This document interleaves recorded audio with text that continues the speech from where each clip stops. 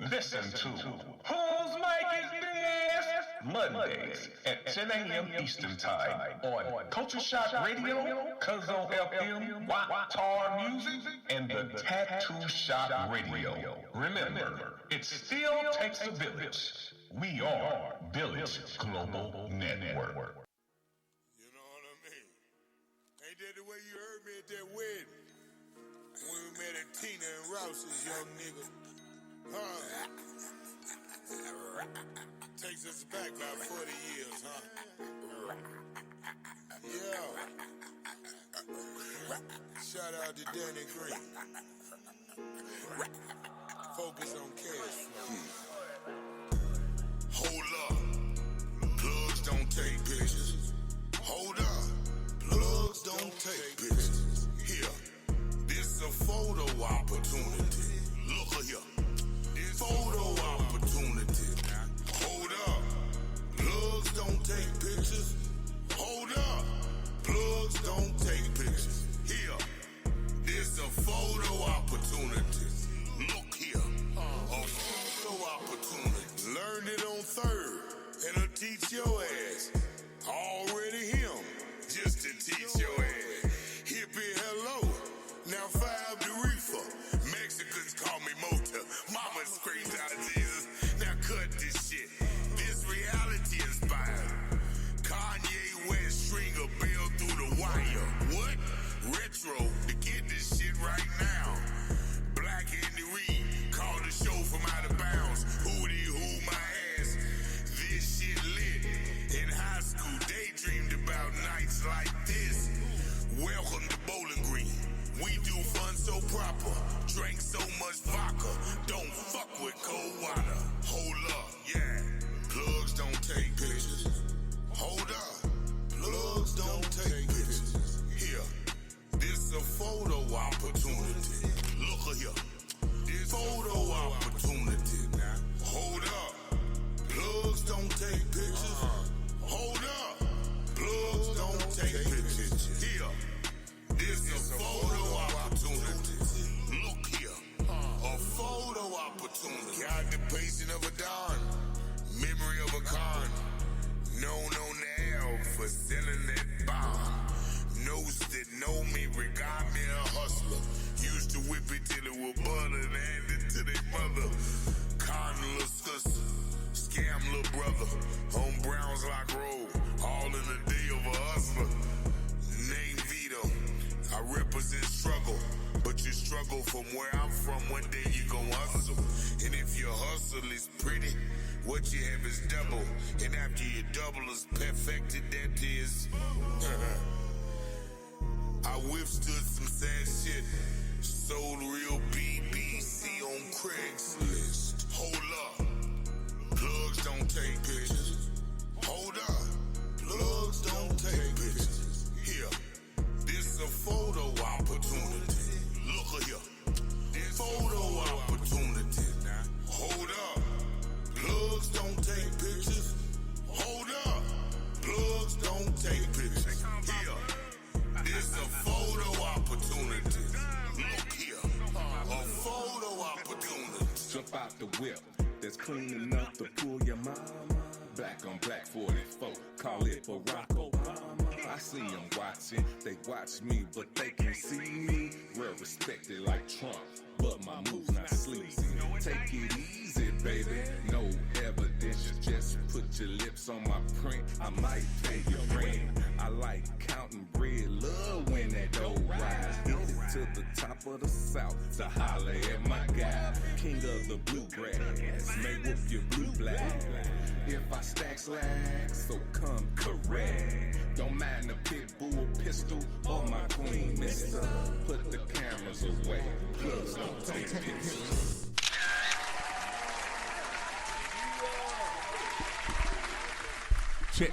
Check. When one check, mic check, one check, two. Man, how y'all doing today? Welcome to another episode of Whose Mic Is This?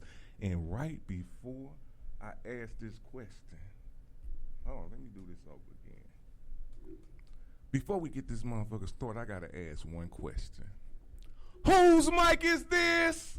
This my motherfucking mic. LC Razz, baby. Yeah.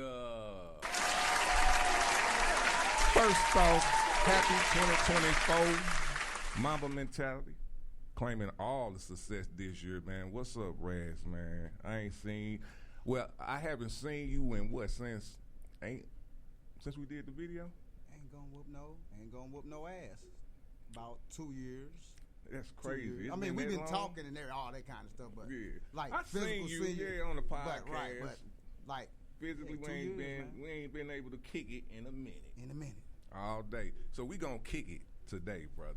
We are kicking it today. It's like a blunt session going on right now. Man, we got the snowballs and evergreen. It's like Christmas already. It's popping. Presents and everything, yes, man. Sir. Since this your first one, we gotta break you in and let all our supporters and the people that's watching. That's what I was supposed to be doing while that music was on. Sharing this motherfucker. All right, but I'm kicking it. We got to break you in with asking about, like, where you from, where was you raised at. We want to get a little bit into your childhood to get a feeling on what influenced you to be who you are today. You know what I'm saying? And then we're going to get into the other shit. Yes, sir. Yes, sir. All right. Well, I was born at St. Luke's Hospital. And if you're old enough or familiar with St. Luke's Hospital, that was on Delmore. So my first coming into life, we stayed on Hamilton. No, we stayed on Goodfellow, actually. So actually, I was born on the west side. West side? Yeah, born on the west side. Had a lot of good friends on the west side. Like, I remember these days still. I mean, from going from 2nd grade, 3rd grade, 4th grade, when we was playing Catch a Girl, Get a Girl. Like, I remember all that. I remember old Tara. She was like 15, used to walk me to school, so pretty. She's always called me her boyfriend, so made my little ugly ass feel like I was, look cool, Then, life goes on. We move on the north side. So I actually stayed down the street from Leon Spink's sons. Okay. So juniors? Yeah. I stayed there 1 year. But I actually met the Brew, which was the big brother from Corey and Daryl Spinks. Okay. You know what I'm saying? So I was always hanging with the Brew. And I used to go box at Bombers, you know what I'm saying? Where I practiced, I never boxed a match or nothing like that. But I always went down there and trained and stuff like that with him because he looked at me as a little brother and he already had brothers. Oh. But that's why I still love that guy today, you know what I'm saying? And anyway, he used to take me go boxing, you know what I'm saying? Train and stuff like that. That's why I learned a couple of my skills of fighting, you know what I'm saying? Boxing. So I stayed down the street from Leon Spinks, Corey Spinks. Actually, Corey Spinks, he was so young then. I used to hold Corey Spinks by his head. And look, Corey Spinks, that's how I knew he was going to be one of them guys. You know what I'm saying? Like, he used to straight. And then I even tell you shit, I got my ass whooped one time by Corey Spinks. Not Corey Spinks, by Daryl Spinks, I mean. Okay. It was a good fight. I ain't going to lie, it was a good fight. But see, he already was boxing. And I was just getting into boxing. So it was like one of them, he was setting me up and I didn't know it. Because I just started boxing. And I know basic shit, so I know the slide. I'm jabbing his ass. He hit me, I'm jabbing his ass. It's actually because I'm fast. But he was setting my fast ass up for the uppercut. Ooh. That's some bullshit. Yeah, I mean, it's some bullshit, but hey, it is what it is. You know what I'm saying? And then, right, you know what I'm saying? A lot of people not going to admit the fights they lost and all that shit. Yeah, he got me one. I ain't get my ass whooped, but he uppercut. So, I grew up around fighting and stuff like that. Then we moved, you know what I'm saying? When I got to the 6th grade, I was going to Simmons.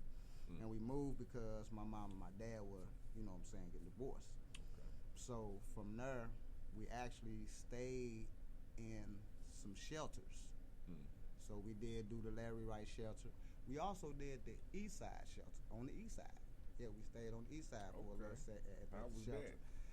That's when you knew you had to become a man because I had my little sister. Gotcha. That was the time where, like, I always tell people I'm not a street guy, but I ain't no bitch.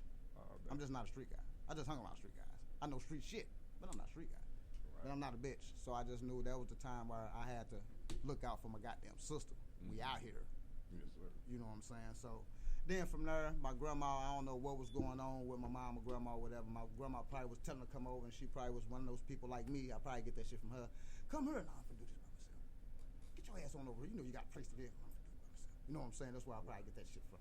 But we finally went to U City. So now that's where we get into U City. Now, just to kind of clear up, we already been going to U City from, you know what I'm saying, from the west side and from, you know what I'm saying, the north side. We already in U City, but now we finally moving U City.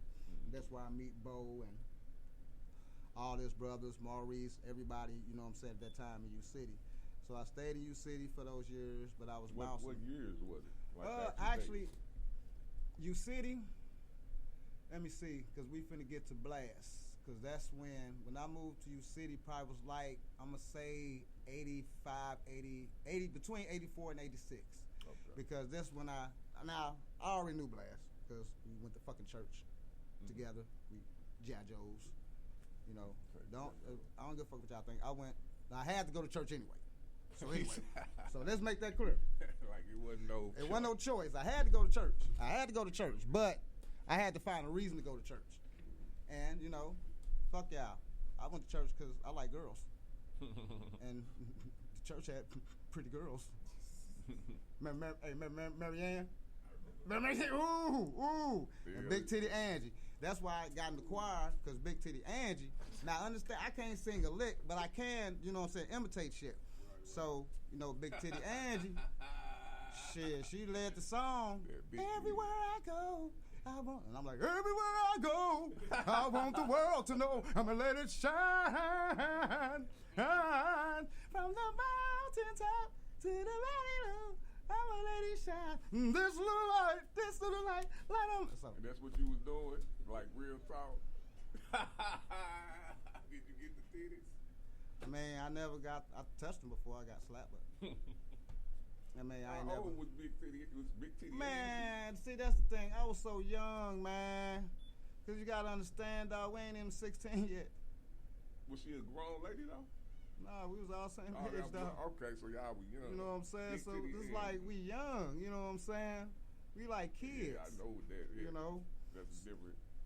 So anyway, we meet in church, you know what I'm saying? We always knew each other, you know what I'm saying? Always knew each other. We know each other, family, all that kind of shit. So now, his dad comes back, and he got this equipment. Now, also, he already been playing drums also. So he already basically been into music and all this kind of stuff. I already been kind of into rapping myself from listening to Run DMC, because that's when I first started to write.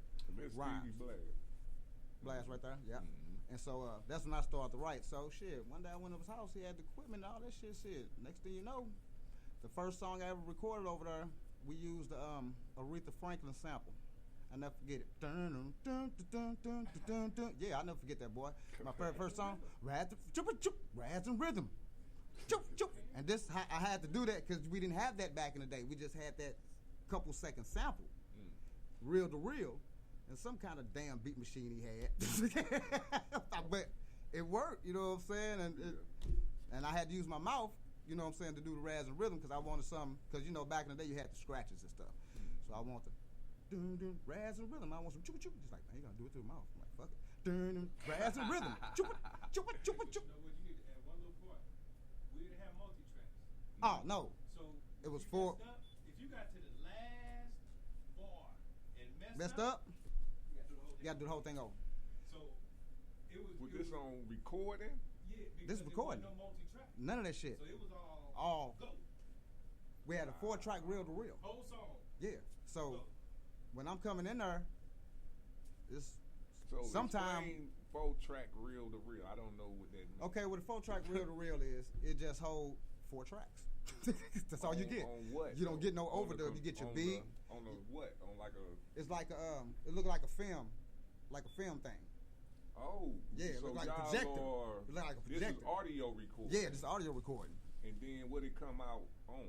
How do you? It comes out on what you put it on, Blast. What we put on tape? On cassette.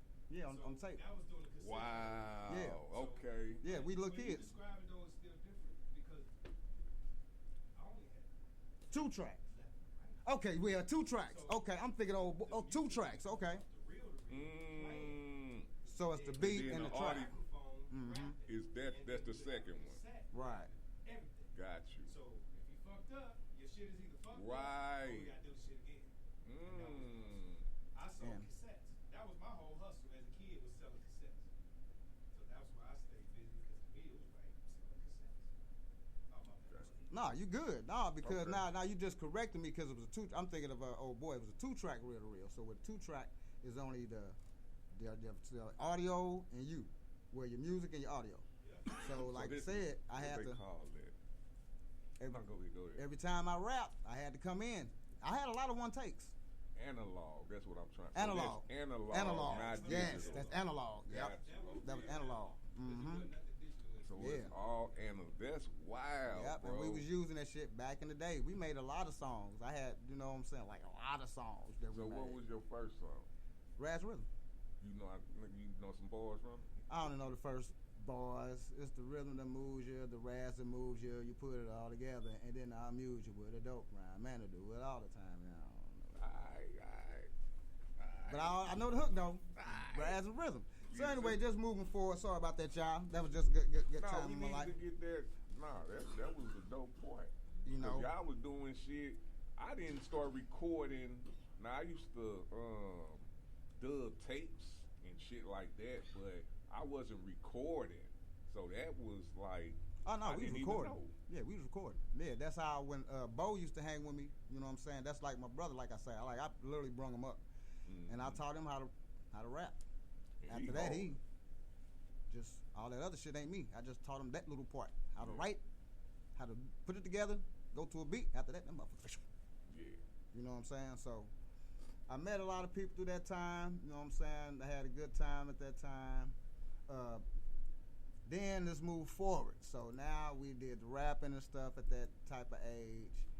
Blast, he working at the French Dams. I'm out doing my thing. So I actually record my first song, like first like mixed song, all that shit with Blast. And that was Kick the Bitch to the Curve. If a bitch ain't shit and she just suck your dick, And you yo, know G, this, man. Yo, G, what's the word? Kick the bitch to the curb.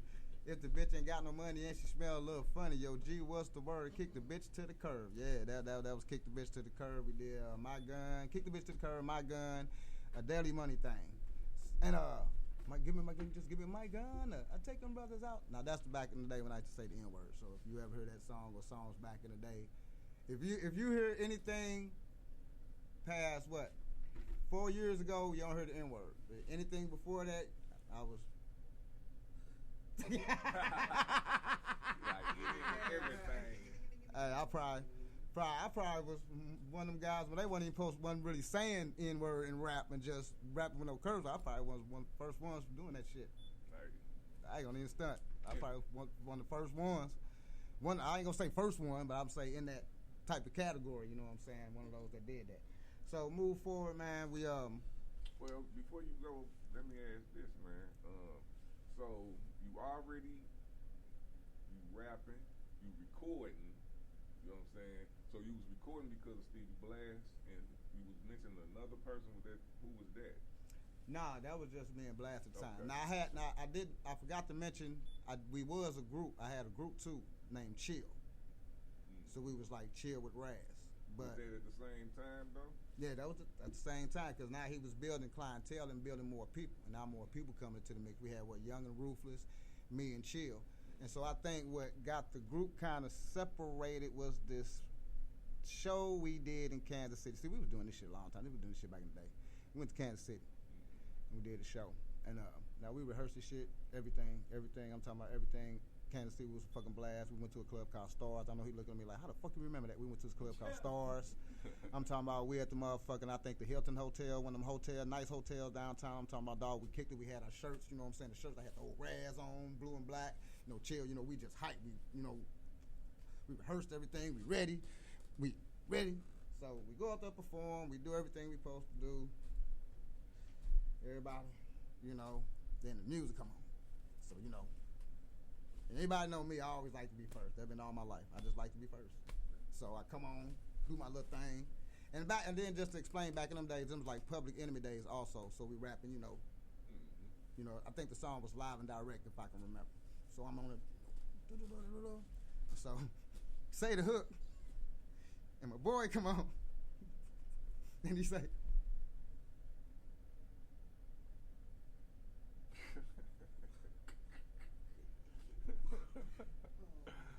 now, okay, now honestly, I learned something from that, and what I learned was, in a group, always learn my partner rhyme. Because you might say it's embarrassing to him and to us, but it's actually more embarrassing to me that I couldn't have his back to come with his rhymes. You dig what I'm saying? So I learned, we young, and I'm not gonna blame it on the young, but we young, we learning, you know what I'm saying? Right. And I just didn't know his part. I knew mine, you know, backwards and forwards. You know what I'm saying? You know what I'm saying? He didn't know his part. So music gets shut off. Everybody hiding, arguing with Blast. Argument going off. Then I think that kind of, motherfucker froze. How you know you what I'm gonna freeze? saying? Right, bro? you know what I'm saying? But that didn't kill the friendship. It just, I think, killed the vibe that was. I'm you dig still what I'm gonna saying? bring it back because I understand what you said. You should have known his words, but if this your verse, this your verse. No, true that. Right. And I should just know how to back you up. I Right. know you knew some of it. You Right. can't know all. I mean, you can Right. if you really, but you putting that's too much pressure on you. Right. You can't learn everybody fucking. No. But I mean, But I get it. I do get it. I do get it. Yeah, I ain't gonna lie. give him a pass. All right, don't give him no pass. But I ain't gonna lie. But that's how Money Clan. That's how that was formed though, because I knew everybody rhymes. Oh, that. I knew my shit, so I was never that shit that happened that day was never happening again. I bet. And if they froze, I'm gonna hop right in. Say his part. Yeah. You know And what I'm saying? that's Keep it.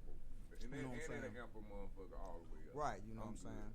So from there, like I say, we moved on from there. We get with Blast, did Kick the Bitch to the Curb. Money Clan was actually created and made by me and a guy named Jamel. Okay. And we was real cool. We used to roll around all the time, fuck with bitches. July 4th, we was probably one starting to shoot bottle rockets out the car, drive-bys. I think we probably started that. I don't know. I'm just saying. If we didn't, we part of that time. We shoot bottle rockets out the car and shit. Fucking with bitches. Just having, young fun. You know what I'm saying? And what happened was, he didn't rap or nothing. So it was like, Money Clan, but you don't rap. So I go to my little brother, Kilo, and he's like, oh yeah, I like that name. And I already had this Kick the Bitch to the Curb song already written. So from there, he was like, hey man, I got my boy Black. He know how to rap. I say, all right, let me meet your boy. And he made Money Clan what I wanted to be fucking fun, because he rapped it funny. It wasn't about the bars. It wasn't about, he was just a rapper that had you laughing like a motherfucker. You know what I'm saying? And so we made the group from there. Jamel fell out the group, you know what I'm saying? And it was me, Kilo, and Black. Rest in peace to Kilo. Birthday just passed. Rest in peace to Black. And so we recorded all those songs at French Jams. So what happened with that, just to move forward real quick, just to happen with that, we were signed to Zigzag. And what happened was, Zigzag was trying to give us to another label, to some guys from UTFO. We did not want to sign with no fucking UTFO on them, because we felt we were signing with Zigzag because all of the creativity that we did, because we were fun rappers. We weren't trying to be barbarians. We weren't trying to be the best MC. We weren't trying to be none of that. We talked about bitches, fucking money. And we probably was the first ones in St. Louis with a name that's actually dedicated to money and was really talking about bitches, fucking, money, all that shit. Fun though. You know what I'm saying? Not in a fucked up way. We was having fun with the shit. Kick the bitch to the curb. If you ever heard Kick the bitch to the curb for real, you'd be like, man, y'all silly in the motherfucker. I was saying shit like, give a bitch a snicker, I get the ass quicker. Just like if you heard Take This Dick. You see how it's animation because it's fun. I'm fun. But anyway, not saying I can't kick some bars. But anyway, I'm fun. So that's where we want to be. And they had us with these old crazy ass, goofy ass beats. Well, we wanted to get our shit from Blast because Blast knew us. Everything Blast did for us went with everything we want to do, and wasn't no song the same, because I was always a guy, okay, we do this song, now we finna do something totally fucking different. We do this song, okay, now we finna do something totally fucking different. This ain't finna be sound like that, and that don't sound like that. And we wanted Blast sound, because not only I grew up with the man just know me, he know what the fuck I want, I can just go in, and he already you know what I'm saying? So that kind of broke Money Clan up as a group, but not as a family. Like every breakup didn't break up the friendships, it just broke up the fucking vibes. So now we move forward, okay? Life going on. I think Blast now getting hooked up with Nelly and them and doing that thing. I'm doing my thing. Actually, this when my first baby mama actually. If anybody know Honeycomb Records, okay. So you know Jason, okay. Jason knew me already from the hood because I lived in Hyde Park. That's kind of some stuff I left out, but I lived in Hyde Park. You know what I'm saying, from some years. That was my daddy's wife, so I stayed in Hyde Park. And St. Louis. Yeah, St. Louis. And Wait a minute, you've been on the South. I've been on the South. Yeah, we were just talking about that. Everywhere we passed, I was like, yeah, I lived over here. Passing, yeah, I stayed down there. Like, damn, they changed that. This Moto Mart now, this was Quick Trip, but all right, you know what I'm saying. So I stayed on the South, but anyway, on the North, that's where I stayed at. And so anyway, now I'm on the West because I stayed with my baby mama. And so, Jason always come down to this restaurant I worked at called Calico's. He was like, all right, Razz, I've been knowing you. I'm finna get you, dog. I'm finna get you. You coming. You know, I wasn't tripping off of it, but I couldn't wait because I knew who Jason was. I didn't know him personally, but I knew who he was and what he did. You dig what I'm saying? And so when he finally came down and said, hey, man, ready? I'm like, you goddamn right. I said, all right, we finna go to Jefferson City. Shit. Now me, because I got to tell y'all about the playing bullshit. So me, I'm always keep some money. Give a fuck what you talking about. I'm not going nowhere broke. Fuck you. No, I'm not. So I got me some little money, some change, you know, pick me up, go all the way to Jefferson City. Producer named Brandon. Now, I pay for my own hotel room. I buy my own weed. Digging what I'm saying? Dude Jay, he throw us down probably like a QP on the table and leaving like, y'all, do. So all right, we in the studio, my man making the beat, and the guys, you know, they getting there doing their little parts, but they taking all fucking day. Now I understand I come from a time where you had to go in, get that shit done. Yep. So it's my turn, I get up, I do a one taker. And the dudes all like this and shit. You know what I'm saying? Cause I feel it. I don't give a fuck though. You know what I'm saying? I was a nappy head, I was a dumb little guy, and we gonna bang, fuck you, and that's just what it was gonna be. Okay. So, you know, I'm sitting back, I feel the shit, you know what I'm saying? They do another song, I get back up, another one take on their ass. Because one thing about me is I write 100 rhymes. Well, back in that time, I wrote 100 rhymes. I never stopped writing. Every day I'm writing rhymes. Anybody tell you that know me, I'll be on the porch writing rhymes. I'll fuck around fucking a bitch writing rhymes. I'll be at work, but oh shit. You know what I'm saying? So I was always prepared. I always wrote rhymes. You know, I always wrote rhymes. It seems like she knows you did that. Did he do that to you? Did he? What? No, I'm just She said. He always saying it. I'm just really wondering how'd you fucking get you like the same damn time? Man, explain look, that. A dude got his ass whooped for smacking my rhymes out of bitch hand for nothing. I beat it. But anyway. So that was just a joke. I ain't never did that. That was a good joke. This count. But you know, I always wrote rhymes, so I was always prepared. I do all that shit right quick. And so, as I'm doing that, you know, I'm up there, I'm kicking it with him. I'm gonna pay for my hotel and everything. And so we finally get ready to go to the crib. And you know, Jay, you know, hit me like, all right, man, shit, did you pay for your own room and shit? I was like, yeah. He's like, you bought you something to eat and all that shit? I was like, yeah. He's like, oh man, you weren't supposed to do that. Man, these guys tripping. I was like, oh, that's when I already knew. But y'all already knew the hate was there. I knew it, but that solidified it. So now we finna get the song played at the casino that we recorded. The dude was supposed to pick me up. You already know what happened. They ain't come. What? But see, this is a time where I was on the grind and you can't stop me. I can only stop myself. Motherfucker, I caught the cab all the way to the casino. Motherfucker, I walked in that motherfucker. Get up. I walked in that motherfucker. And you know this, hey, man. Tweet. I walked in that motherfucker. The motherfuckers all like this. Jay like, man, what's up, man? It's like, what the fuck happened? I'm like, man, nothing, dog. I ain't even snitch on. I'm just like, man, nothing, dog. It's like, man, what you drinking, man? I'm like, man, shit, give me a Corona. That motherfucker about like 6 of them.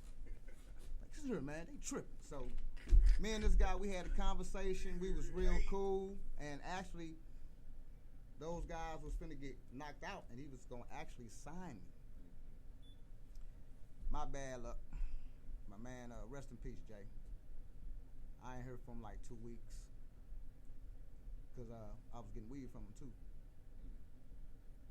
And I actually owed him some money. So I'm calling, cause I'm ready to give your money. Get some weed. Right. Not only that, what's going on though? Cause I'm ready to record. I mean, this motherfucker like this. And this at a time where I ain't gonna lie, cause my baby mama, look, this baby mama, she was fucking another dude and I was fucking other bitches.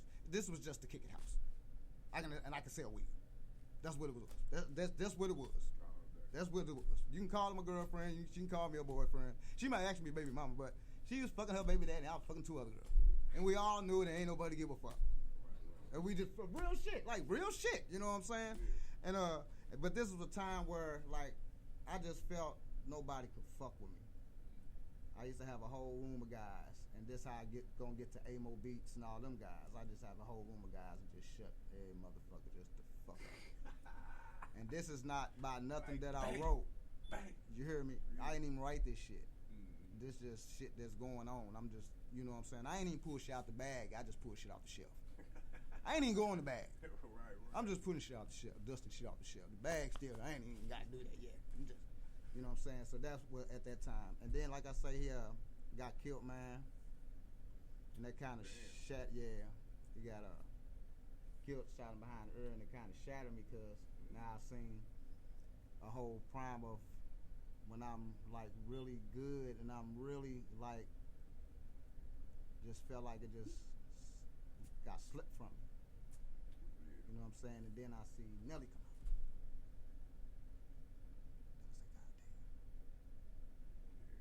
Then I see so-and-so come out. So-and-so come out. Like, damn, all right. So that's what actually got me pumped back. So that's where actually the original STL fitted and the original what me and you on ain't gonna whoop no ass came from. You know what I'm saying? Because I'm like, okay, I got to numb my style down a little bit. Because now at this time, I was trying to be lyrical now. So now I'm trying to, so that's why I'm saying I'm at my peak. You know what I'm saying? And so now I'm hearing these songs, and so I'm like, you got to numb it down a bit. Make an STL fitted, make a fight song, because that's what's kind of going on. Just make it our way. You dig what I'm saying? Yes, sir. And what happened, man, I think everybody, the whole group quit after this day. We had t-shirts made. We had everything planned to go do the song. I'm talking about the hats, the motherfucking t-shirts. I'm talking about. And we went to the club Cusamanos. And what group is this? This is Money Clan. Money Clan. Okay. But this is like, this ain't Money Clan. This is Money Clan, but not the Money Clan of that time. This is more like me and Kilo, and we just added our brother. Okay. So, and who was the ones hating? Who was them guys? now the motherfuckers hating, those was the Honeycomb. That's who did. So that's Yeah, that was I know Agent Orange Juice, and I forget the other dude because me and Han sound like this. I still got his album right now called The Mayor. okay. You dig what I'm saying? And I'm still tight with Jason Brother because I actually got Jason Brother a job at Applebee's when I was working down there. So I knew the little brother. I didn't even know the big brother. I knew the little brother though. Yeah. So me and the little brother. So I think that's probably how I got kind of hooked up in that too. But anyway, from there, we damn, where was I at? Talking about the dude that was hating. Yeah, the dudes that were hating, they was from Honeycomb, and that was Agent Orange Juice and some other cats. So that was from there. So they was hating on you, and the actual manager of Honeycombs was. So they was showing you love because you in the. Right, but they ain't show me no love. It's just the owner of it finna get me. So I'm cool with the owner. Be a hater? I don't know, because I don't know. I think for real, when you from that neighborhood, they already knew me. So they already knew I was shutting shit down. Anybody in Hyde Park, they can already tell you. Them was my prime years. Anybody in Hyde Park, they'll fucking lie if they say not. Anybody in Hyde Park know who's the man in Hyde Park. Point blank period. So I would think that'd be a good thing. It should be. You know what I'm saying? So for them, probably they felt competition because you gotta understand St. Louis is. Yeah, I got you. Is like that. They didn't want me to be on this label. So they know what I was already doing. They heard to kick the bitch to the curb. They heard to ain't give me my gun because the whole hood on 21st was playing the motherfucker. And I ain't even know it. They done dub tapes. That's making me want you. That don't make me want to hate you. You dig what I'm saying? So I got the hood. Yeah, I be like, come on over, bro. You know what I'm let's do it. saying? But he was, and they wasn't. Man, all right. You know what I'm saying? So anyway. This is what we gonna say to that. What the fuck is that? That's what we gotta say about that. But I'm gonna get it over with because I know you want to get to these questions too. Yeah. But anyway, from there we went in Cusamanos. They ain't let us in with the damn T-shirts, and it like broke everybody's heart. Like not mine, because I'm like, let's go. I mean, this is one thing, and it's just this with Money Clan. right. now? This the later on Money Clan. Now this with just Kilo and my brother, because Black he wasn't really. Like what I understood, because I'm gonna get to the end. When I understood about Money Clan, I was Money Clan. Then nobody really want to rap. They were just rolling with me. Gotcha. So Black, even though like I say, he wasn't no bar guy, he wasn't nothing like that. He was fucking funny. So when you hear his raps, you ain't listen from the bars. You listen to what the fuck he gonna say. Hit that bitch upside head with a pipe wrench. You know what I'm saying? Like he was fucking hilarious. You know what I'm saying? Right. So you know what I'm saying? It's like fuck it. You know what I'm saying? He just say any fucking thing. As You know long what as I'm it saying? rhyme, then. Long as it rhyme. You know what I'm saying? So like I understood that. So anyway, that broke their heart. I kept going. I met a guy named Coach. Actually, I'm gonna move from that because after I broke their heart. So the shirts not coming through broke their hearts. The shirt, but them not letting us in because of the damn T-shirts. Because long tees. Right, because the long tees back then, the all white tee. Right. That's why all white tee with my STL. You know what I'm saying? Wow, what the fucking eyes? No, the Cusamanos. It was down on Manchester. And they wouldn't let you in. They wouldn't let us fucking in to do our performance with white because some on. fucking long white tees on. It broke their hearts. Broke my people's heart. And so, hey man, I can't make this shit up. For real, because after that it wasn't nothing. So, and that was over the guy named Coach House. And let me put Coach in the mix real quick, because as we're gonna get to the end and let you get to the questions. Because now Coach was a guy I met through Bo, and he supposed to be this Texas guy, did all this. I know I heard his album. He had one good song, but I'm feeling Texas guy. Got all this equipment and shit. I'm like, oh snap. Okay, now I'm finna kill him. You know what I'm saying? I know all this shit. I went through all this shit. Lost my opportunities, all that shit. You know what I'm saying? So now, I'm selling weed. I'm the middleman, but it looked like I'm a boss. It looked like I'm a boss. Because the weed was so cheap, but I was getting it from. You know what I'm saying? Yep. So I was able to do a lot of shit. So once I heard about him, I went over there. Heard some music and shit. I threw him two grand right there. Bow. Let's go. That's when I made the Street Supreme album. Now, one thing I didn't do in the Street Supreme album, which a lot of people say I should have did, but I say no, was talk about my life, what I was doing in the hood. I didn't want to talk about that. Not one song on that album, Street Supreme album, said anything that I was fucking doing in the streets. Didn't say I had guns. I ain't talking about no fucking guns. I ain't talking about no fucking Rottweilers. I ain't talking about all the fucking 20 pounds I got in this motherfucker. I ain't talking about none of that shit. I'm talking about smoking weed. I'm back to having fun.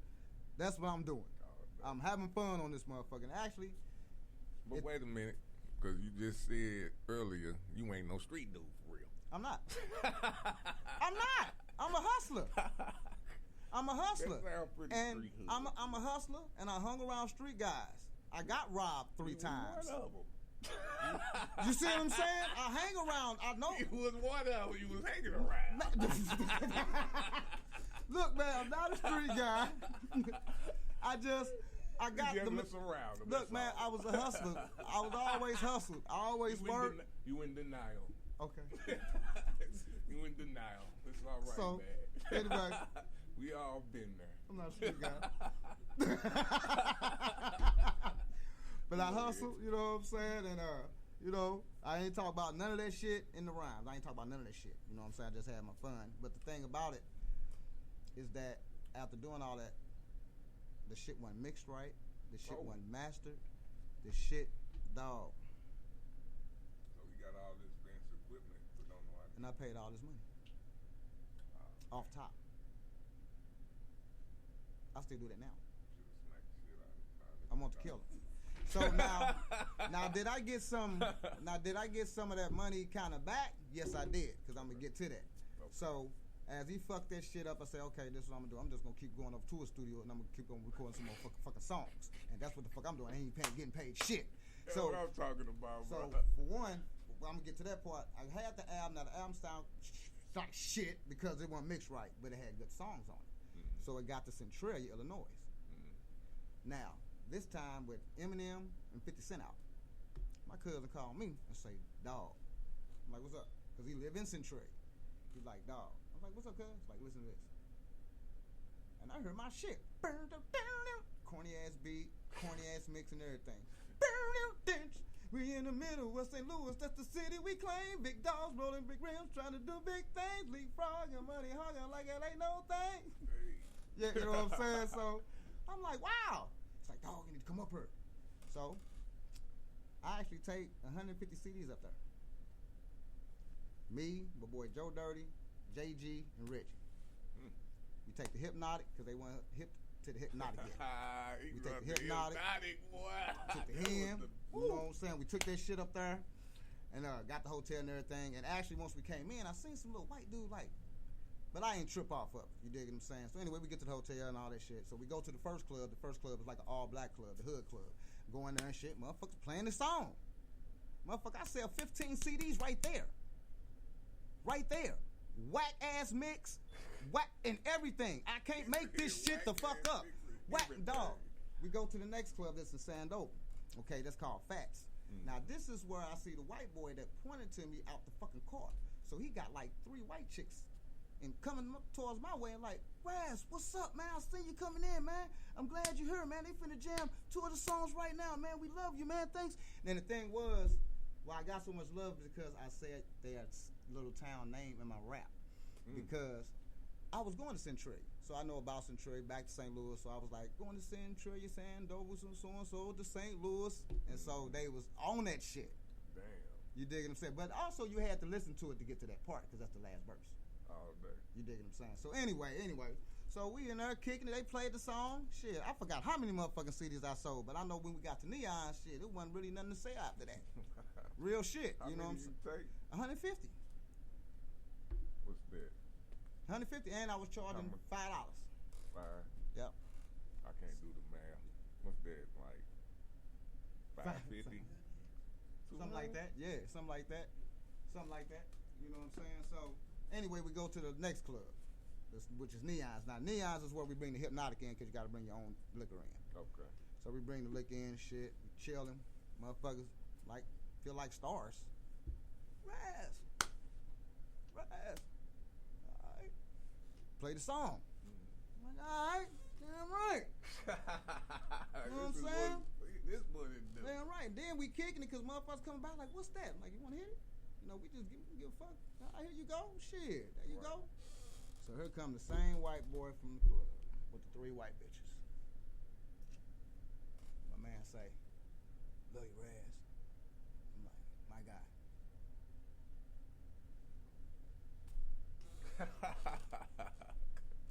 Can't make this shit up. Bitch sat right on the lap.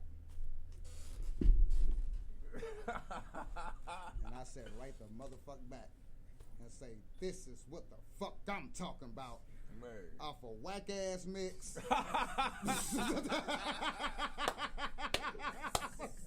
I don't give a fuck. I ain't never been successful, but I can tell you one thing. I wish I'd have kept pushing and I wish I had Tweezy at the time. And I wish I had all that shit because I think I'd have pushed it more. But I can tell you one thing. That motherfucker said, off a whack ass mix. Just a whack ass. Look, but anyway. Right. So, you know, that was a good time in my life. You know, I went up there. Hey, let me give you. Hey, I be so into the story sometimes, I be forgetting I got to. But, yeah. So last thing I'm going to get to. So now, I'm feeling I got to get my money back. So I'm smart. See, that's the thing about me. You can get mad and you can go whoop somebody's ass. You can do all this shit to them. You'll never get your money back. How can I get my money back? How can I really feel where I can grab some shit back? So I had all fucking free studio time. And he bought all the fucking weed. So what happened was I met Oops. This is how I met Oops. Yep. Yes, Oops. I know you're talking about. Yes, Oops. That Oops. That Oops. The political activist. Yes, that oops. Freestyler. I Yes, done sir. been around him. I done Yes, fucked sir. with him. So I'm at Applebee's bartending, you know, I walking through and shit. Now at this time I done met Amo Beats and we doing little songs and shit like that. So anyway, I'm going to the back and shit, getting a little to go order ready. Now they over there battling, so the one dude rapping and shit, you know, he sound good, he wasn't bad. It just wasn't nothing to trip off of. You know what I'm saying? Oh, okay. So I go back to the bar, then I come back, bag my shit up. And once I get to leave, this motherfucker says some shit, put it down your esophagus. You ain't stopping this. Stop on top of this. How does Metropolis? I say, what the fuck? I say, hey, dog.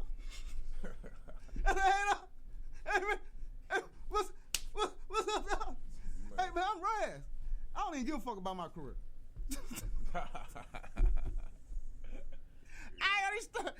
I mean, I ain't tell him that, but that's how I felt. Like, no, right now, I need to probably do some management shit because I don't give a fuck right now. This motherfucker right here. So I took him to the studio for fucking free. Yeah. And we recorded 3 songs. We recorded 4 songs. Recorded 2 songs together and then recorded 2 more songs. And what happened was I did the hooks because the thing about Oops, he's probably one of the best rappers you ever probably heard. He hard. But he couldn't write no fucking song. He freestylers, right? Yeah. He couldn't write a fucking song. Yeah. You dig what I'm saying? Not the fuck to help to save his life. And that's what I was there for. Nice. So I got the hooks. I wish I could have heard this shit because this punk ass. But anyway, got the hooks. I did the hooks, all that shit. And then we did this one song where we was going back and forth. And I kid you not, I ain't gonna lie. From every 8 bars I spit, I let them motherfuckers spit about 40. I ain't even finna stunt you. I ain't trying to. Hey, look, this your show, baby. I'm gonna spit some hard bars. I'm gonna collab with you, and then Let you rip it. all right, here I come. All right. And that was just kind of, that was easy for him. But the songs I had to do, you know what I'm saying, the hooks and stuff like that. So anyway, to get to that, remember Storm. So we was doing the Storm shows. Yeah. So I got him to do Storm show. And I specifically told this dude to bring his CD. I say, bring your CD. Bring your music. You're going to need your music. So this motherfucking, this ugly ass girl that he was going with, little ugly ass creature, he comes up to me, like, what's up, Razz? We all kicking and shit. Like, what's up, Razz? Like, yeah, man. Like, you ready? He's like, yeah, man, you got my music? No, you supposed to have your own damn music. This motherfucker tried to get mad. What? I say, little punk ass dude. Just like that. Like, little punk ass dude. Dog, I specifically told you to get your motherfucking CD and bring it up here. Now, why you sitting up here huffing and puffing and shit, dog? I can just go down the street and go get the fucking CD. This old bitch ass dude walk off. Now, to me, I didn't think that was a falling out. I thought that was just a time where, you know, all right, get back together, regroup.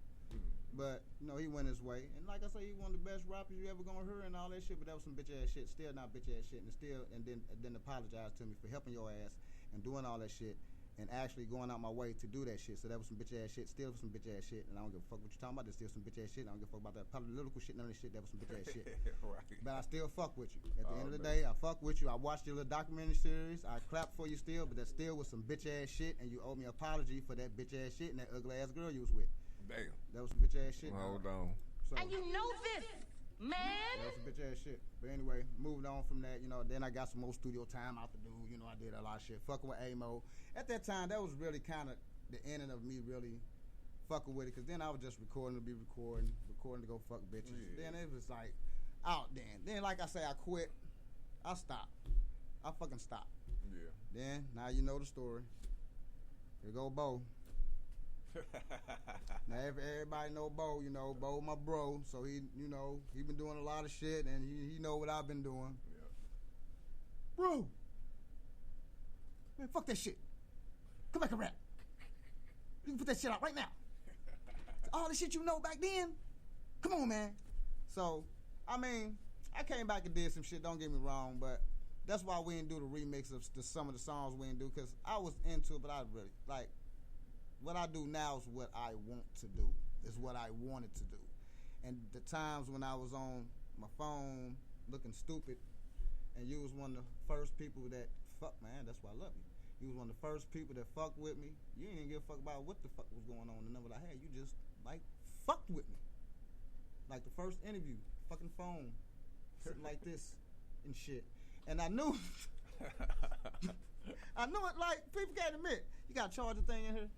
Let me put this on charge right quick. But people can't admit when you look crazy. I looked at fucking crazy, cuz. Like, when I say I looked at crazy, like, I looked at, like when I came and see what my man had going on, I say, okay, I need to probably stop for a little second. And let's get this shit in order. And that's what I did. So I stopped for a second, got with Tweezy. Tweezy brought me in like a brother. And actually, I posted been on Louiswood a long time ago. Just to let y'all know. I posted been on Louiswood. But my bro just came, man, just brought me in, dog, showed me hella love. And just from there, I started my own little podcast. And then when it was time to come to Louiswood, my home where I posted been at, then I went on Kane because, man, he showed me a lot of love. And see, a lot of people be tripping because they don't want to give people, like, certain information or certain things. Like, you ain't got to get a whole thing, but you can give certain people just the basics. Everybody have to learn the basics to do anything. You digging what I'm saying? And then you can lead the motherfucker to the water. Like we always say, you lead to the water, you mean the motherfucker gonna drink it. Bitch drink. I mean, lead to the water, what you gonna do? You know what I'm saying? And by doing that, it gave me an opportunity, and I learned a lot of stuff by you just bringing me in and let me sit back and actually watch and see shit that was really going on, how podcasting really supposed to be. You know what I'm saying? You gave me information and shit to get and do all that shit, and that was on me. You ain't supposed to hold my fucking hand and say, okay, now, push the button. Do it like this. And then, look, go up here. And then, look, get you a background. Here, let me show you. Let me do it for you. Here you go. And matter of fact, come here, buddy. You push this button right here, and no. That's not how they go. That's not even how friendship goes. For those that think that your friend is supposed to hold your hand and grab your ass and hold you around and make sure you're supposed to do something, you're a fucking idiot. That's not what they're supposed to do. They're supposed to lead you to a place, and it's your responsibility because you're a grown fuck, and you're supposed to do grown fuck shit. Not fuck shit, but grown shit. And move accordingly. You see they laughing, so that's why I had to change that. You see they laughing like a motherfucker. Grown shit, you know what I'm saying? And that's what you do. And that's why I don't give a fuck what nobody say. I always give my shots out. They can like they was talking about, you was riding somebody. They probably said it about me. So if that's what you call, okay, whatever. No. Because I always give my shots out to people that always been in my life. I always give Tweezy shout out. I always give Blast shout out. I always give Tuesday shout out. I always give anybody, Bo a shout out. I always give people those shouts out because they miss B. I mean B girl. I mean, because a lot of this shit wouldn't happen if I didn't create the bridges and keep these bridges intact instead of saying, fuck you, burn that bridge, fuck you, burn that bridge, fuck you, burn it. No. You keep those bridges intact because, like I tell people, you never know when you might have to cross that bridge again. True.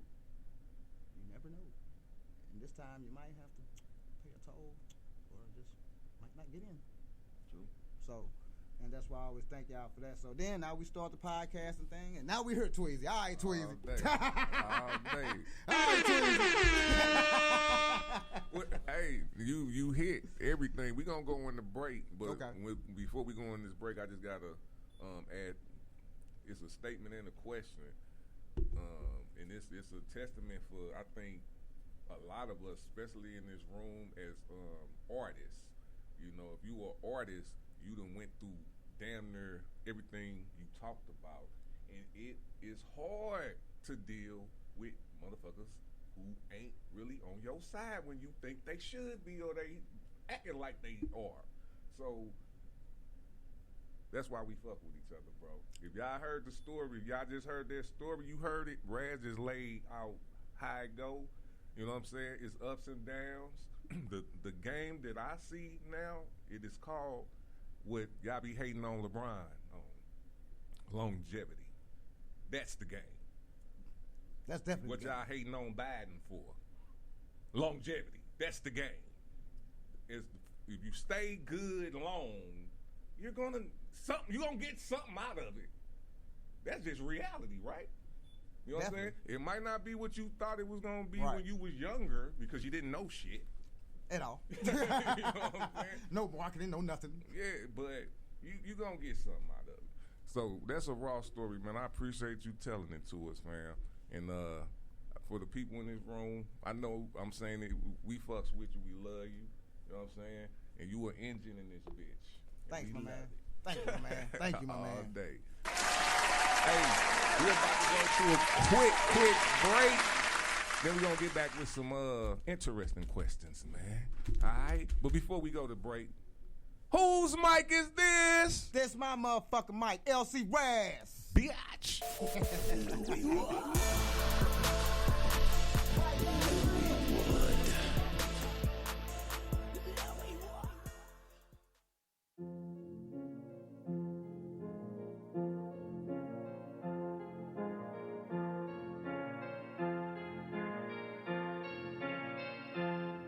Cause you ain't gon' whoop no ass. Shit, dog, I'll whoop your ass. You ain't gon' whoop no ass. Shit, dog, I'll whoop your ass. You ain't gon' whoop no ass. Shit, dog, I'll whoop your ass. You ain't gon' whoop no ass. You ain't gon' whoop no ass. You ain't gon' whoop no ass. Shit, dog, I'll whoop your ass. You ain't gon' whoop no ass. Shit, dog, I'll whoop your ass. You ain't gon' whoop no ass. Shit, dog, I'll whoop your ass. You ain't gon' whoop no ass. You ain't gon' whoop no ass. Buck. Yeah, that's what I thought. Y'all just some soft chumps. When drama kick off, y'all run like fucking punks. Afraid when it hit your man when shit had hit the fan like running was in your plan. Y'all some bitch dude. Next time you better watch who the fuck you talking to. Won't kill a roach if a crowd up on your favorite food. Ain't got the nerve to tell these motherfuckers what you gonna do when you see who.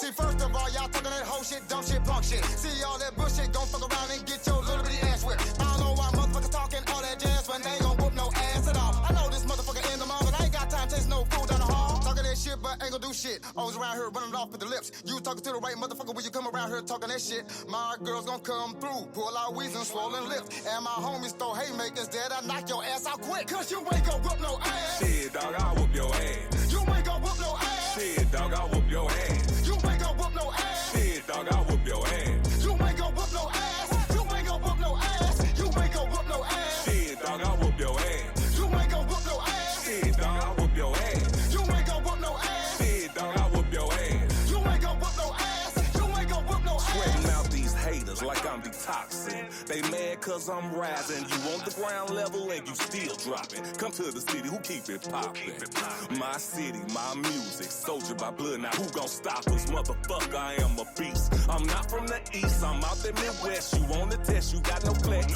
Cannibalistic about mine, yeah, I'm Jeffrey Dahmer. Eat you up and spit you out, believe me, grammar. My fam Razz told me long before Snoop Dogg, never trust these hoes and all we do is ball.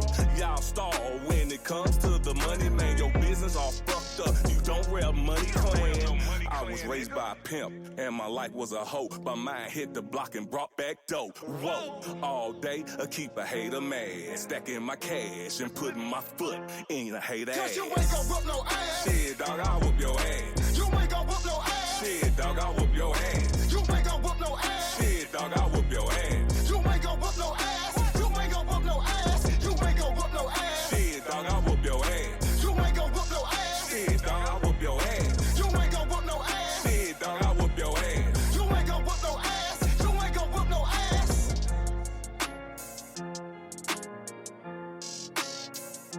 I just wasn't gonna fake like I didn't like this first. Right, because you use it too. Damn You right. use it. You like, man, you was like, Razz, can I use it? I'm like, man, shit, I don't give a fuck. Man. And tore their ass up in the verse. Like a motherfucker. They was, Hey, they both of thought them. they had it too. They were like, oh, they doing it. Nigga, nah, this Nah. ain't the same one, buddy. Same one. How y'all gonna hit it with the same song, two different versions? They wasn't ready. Oh, yeah. What's up with it, Razz, man? Man, I'm chilling, man. What's up with Shit, it, Tweezy? I should have played another song, but we rolling up, we Oh, we rolling, we choking. good. It's all gravy. But, man, I got to ask you about some trending topics we ain't get to. We talked about it on, I believe we talked about it on Louis Wood Radio. But I want to ask you personally, like about the Cat Williams interview with Shannon Sharp. But not only that, let's talk about Shannon Sharp, bro.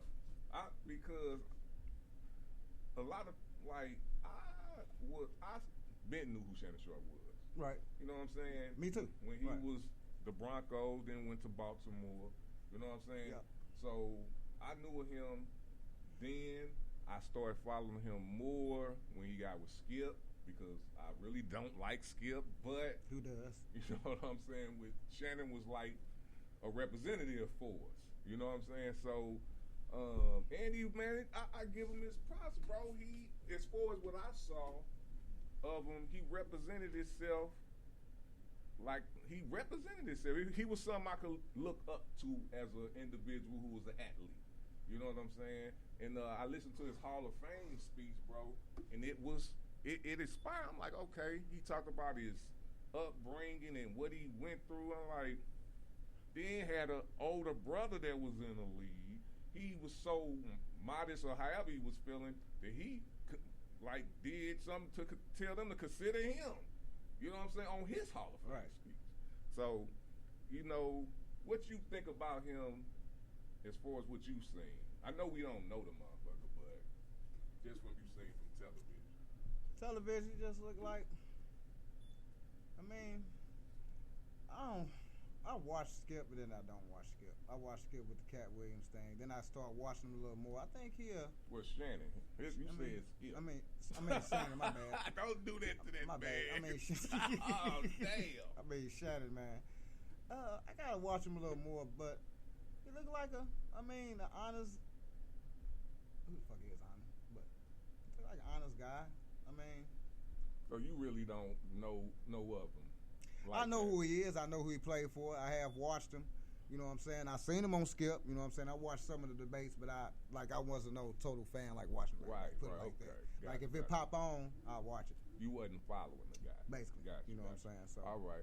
So what about the Cat Williams and the Cat Williams interview? Yeah. I mean, that was an interview that's exposed a lot of shit that's getting exposed and steady getting exposed and steady getting exposed.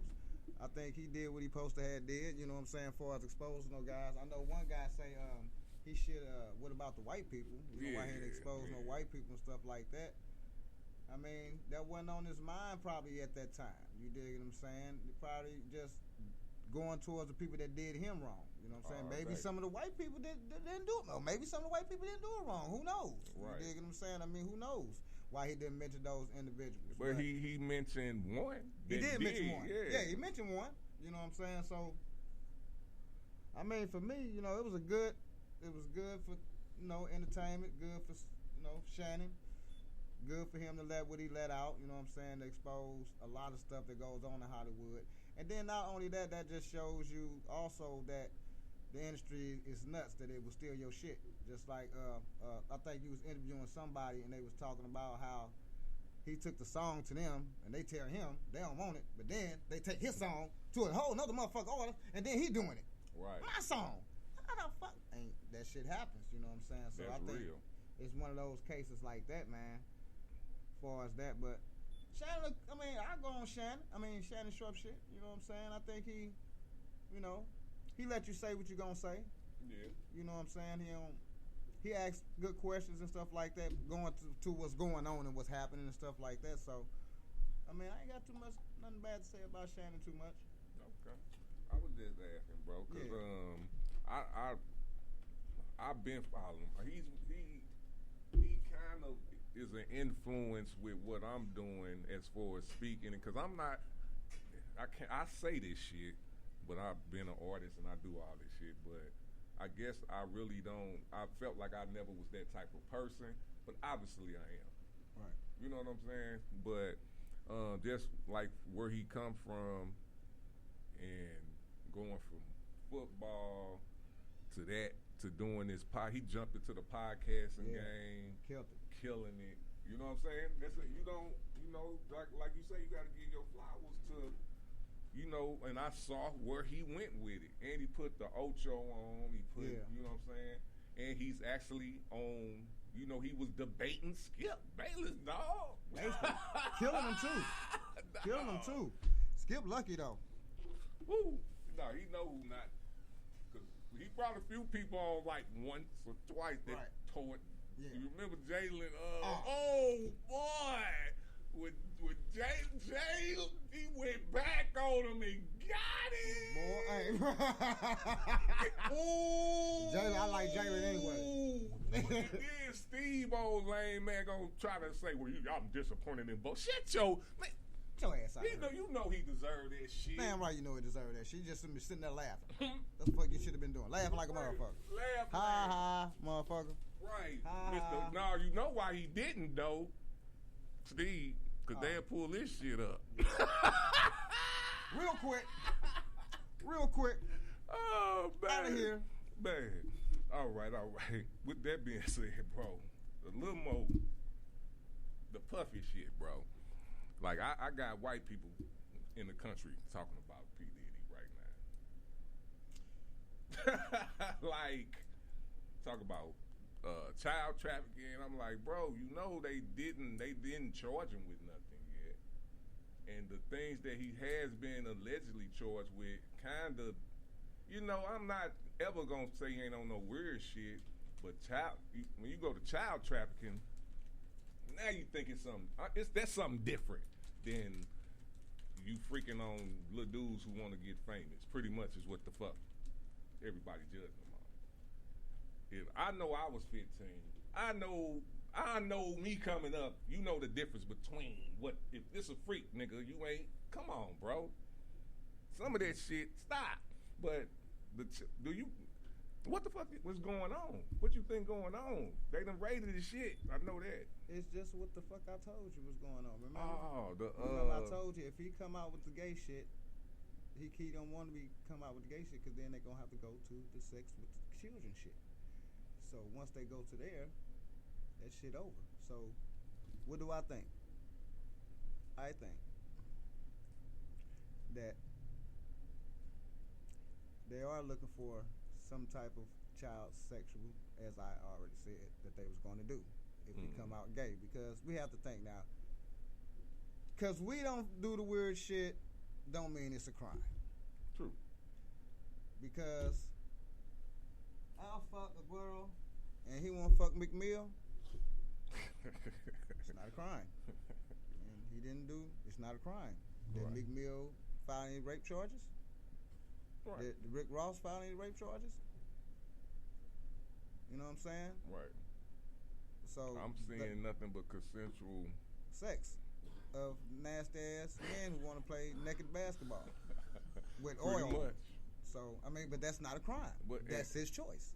And Denzel, this shit been known, and I guess they said it. You know, this AI shit, they can make motherfuckers say anything. But I believe Denzel said, like, don't go to them, like, don't stay after this time. Yeah. Go home. Go home, yeah. You know what I'm saying? Right. Like, you can do that. You don't have to be out there. You don't have to do this shit. Yeah. My people's, what Big V tell me, he was like, when he figured out some shit, he was like, I can go home and sell drugs. Fuck this shit. He's like, I don't have to do this. At all. You know what I'm saying? So that's what I think that they looking for, because all that other shit, you know, they coming out with the rape shit, you know, with the young lady and all that shit too. But really what they want is, did you fuck Usher? Did you fuck those little kid, Justin Bieber? What other little kids have you been fucking? Because that is traffic. Yeah. Traffic, because that's how R. Kelly got think. R. Kelly was taking the girls over the line, over the border, whether he was selling them or whatever he was doing. He taking them over the border. They can use that, period. Then they gonna use that. Because they can use that here if they wanted to. Right. Because it's right across the... You dig what I'm saying? Yeah. So that's called sex trafficking. So y'all understand that too. Now, do I think something gonna happen to him? I might be going over the little edge a little bit, but I'm gonna tell you like this: he dead or he ain't coming back. Point blank period. He dead or he ain't coming back? Do you think it? Because I think you told me about whoever he sued. Oh Was yeah, that you? yeah, that is true. Yeah, the soda company. I gotta look this shit up, man. It was a soda company because I had it on my phone and I had read it. It was a soda company, start with a D, and he had sued them for discrimination. After he sued him for discrimination, next thing you know, now hear all this shit, Cassie and all the lawsuits popping out. See, we already knew he was a nasty motherfucker. Yeah. That's already known factual. And all the people that was going to bring out a book is dead. Or brain fucked up. Jamie Foxx, brain fucked up. He cool. He cool, but he fucked him up. He burnt up old girl from here, Russell Simmons' old wife. He blew her shit up. Who? Yeah. Puffy did? Yeah, Kimora Simmons. Are you serious? Yeah. Is that what happened? He also, yeah, straight up. I heard the same thing. Straight up. Also, Heavy D. Where? Heavy D. You dig what I'm saying? All these people that was going to bring out a telltale book on that man, something does happen. Damn. Why? He didn't want people to really know he was gay, because if they knew he was gay, as I've been saying for years, if they knew he was gay, they have to go to the child sex and trafficking.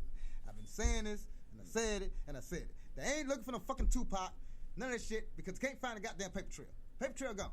That shit, get that shit out your head. He ain't looking for no fucking Tupac. That shit, they got what they gonna get on Tupac. Right. And now if they up and find some shit, don't get me wrong now if they up and find some shit, but this is the shit that they own. And I'm gonna tell you again, this is what I think. I might be wrong. Already locked up somebody for killing Tupac. Right, you know what I'm saying? But they try and get the heat set the hiring up. And they So can't it's find an the money trail. ongoing case still? Still, yeah. Basically? You know what I'm Okay. saying? So, yeah, so me, like I say, with that thing again, I'm going to say, this is what I think. I'm going over the edge, but I think they're going to kill his ass some kind of funny way, like they did Dr. Sebi, like they did Malcolm X, and like they do everybody else that they killed. Like they killed the man that made the water engine. They killed him in all kind of different type of ways. You don't look at it as that, but that's how they get him. So they send somebody to shoot at kids, and he so happened to work there. They made the water engine. So you got a mass shooting. So you make it look like a mass shooting, but that's really retarded. Right. You know what I'm saying? So, and that's how that goes on. So I think they're gonna kill him or he gone, because he know too much. Just for suing these people, he finna die. He know too much, and he'll tell. Because if they catch him, he gonna tell. He gonna tell all of them. Look, he groomed me. Look, I'll bring them kids for him. So where he come from? So we need to find, was Puffy with Quincy Jones? So was all these dudes, these black men in the fucking Hollywood industry molesting these young dudes? Like they said that about So Def, Jermaine Dupri. What was the other dude who did Immature? Yeah. All of them. Yeah. Like these are black. What's up with these guys? What the fuck going on with the brains? I thought is that why some of the underground so fucked up? I'm just they imitating, because I'm just trying to figure this out. Like Tweezy, the thing about it is that we not on that shit, so we will never understand. So my thing, if it's that, then I don't need to feel sorry. Y'all know what's up there. You dig what I'm at saying? this point, Right. You dig what I'm saying? I mean, Russell Simmons got the fuck from away from it. man. Then African Bambaataa, she raped the I whole heard about project. that. Wow, Like, man, bro. the shit that we hearing now, and this shit from nuts. back in the day. So this is like some shit that you heard that you can't believe. So you can't do nothing but believe if you get if you get to a certain money point. Yeah, or dealing with that. You gotta go suck a dick to keep $100 million to $1 billion. Man. You gotta get fucked in the ass by whoever the fuck they is up there. You gotta suck a dick. Get like you got to be on some fruity booty shit. Yeah, I'm good, bro. You know what I'm saying? My cousin made a fucking joke. Talking about, yeah, man, I'm glad you did make it. I was like, man, what the fuck you talking about? I say, man, you been up there sucking up. I'm like, you had me fucked up. So you had me all the way fucked up. Shit, I'd have been right back home. I'd been right back home with this $1 million. Hey. Shit. We'll make this work another way. Right. Talking about, yeah, man, I'm glad you ain't make it like that, man. Shit, man. These folks words. So what you think about like what's the Master P and Birdman? Like they was independent artists. You think they had to go through that, or they indulged in that too, or did they have to do it? Ooh, that's a fucking great question, cause you know Birdman already funny bunny. He can kiss everybody in the mouth. Yeah. You know what I'm saying? So he already suspect. So that's a suspect. Did Master P have? Okay. This is now Master P is not as rich as he used to be. So let's get that out the way right now. I mean, he got a little bread. Yeah. But I think if no one had to do it, it was Master P, and I think Birdman just did it because he do it. And this is why I said it, because they got the best deals ever that you're never gonna get in your life again. Birdman still get paid $1 million every year. Yeah, he's a beast. Every year. He's ain't a gotta put out no music. New Orleans beast. You Those ain't are gotta do different nothing. types of. He can sell his ass and thought scratch his frames. ass. He can go fuck dude, whatever the fuck he doing. New Orleans gangster whatever. beast. New Orleans. And was a Yeah, you know what I'm saying. That's a You know, and Master P, the best deal. You're never gonna get a deal. That formula. Never think about that formula. No one's gonna ever. Don't think about Master P when you think about making it in the music. Just respect that game at that time and let that be, because you're never, ever fucking going to get a deal like that. No. They told Master P, man, hey, you need to stop making fucking music. Yeah, he delivered and fizzled out. Yeah, you know what I'm saying? But that was good. That was great. That was great. He got 400 million in 1 year? He didn't get his on the back end. Right. He got his on the front end. And that's how he was able to, you know what I'm saying, sustain. But you see, he's not as rich as he, you know what I'm saying? So them two probably, they dodged, but Master P probably the only one dodged it, and Birdman just, he do it. Yeah, he was already on that. Yeah, that's what he do. He was ready for Hollywood. Right. Okay, so with that, let's talk about UGK. How you feel about them? Do you think they hit the max that you would want to be at if you did it, or? They was going higher. They was just hitting the max when they came out with the Jay-Z song. You know what I'm saying? Now, they was my shit back in the day, period. You know, I got all these CDs still right now at the crib. You know what I'm saying? So when they hit Jay-Z, that was they actually beginning of actually finna really go to where they needed to be. Yeah. You dig what I'm saying? Where they deserve to be. You dig what I'm saying? Yeah. Unfortunately, what happened to Pimp C, but rest in peace, man. you know, I got something coming for him too. that's some Jay-Z shit we don't know about. But you know, Talk about that, cause I just felt like, I knew, like, when it happened, I remember like the first report said it was a female in there with him, and then after, like, this was why it was going on, and then after that it changed, and then after that I didn't hear that one anymore. Yeah, anymore. He supposed to had hit that Beyonce. He supposed to had it on tape. Yeah.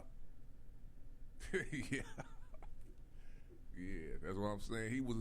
The only thing, man, I have to say about him, and I guess, you call him, you can look at him, it depends on what you want. You can look at him as a Martin Luther King type of motherfucker in that situation. I don't think he should have been talking. Dude, just do it, or do it anonymously or something, bro. You was talking, you was saying, I get it, believe me, and I fuck with you. But as like a homie to him, I would have been, bro, like, you should, like, don't say all that. Like, keep it. Yeah. If you gonna do it, I can't make you not do it. But if you gonna do it, don't talk about it. Do it anonymously. That's all I'm saying. You know, that's it. Yeah, that's it. Yeah, but he was who he was, and he'll back it up. This bitch got Jay-Z bitch. Oh yeah, man, she be sucking dick on the balcony. She a hot little yellow bitch. He call her gorgeous Nikki. I call her freaky dicky Nikki.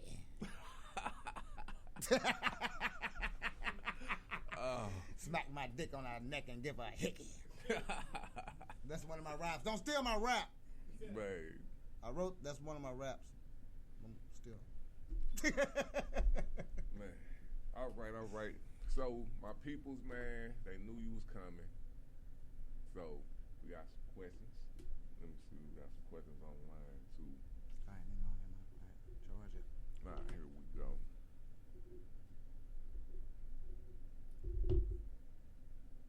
first question from one of the supporters what happened to your host on your podcast? Like you had a lot of hosts, or a few hosts.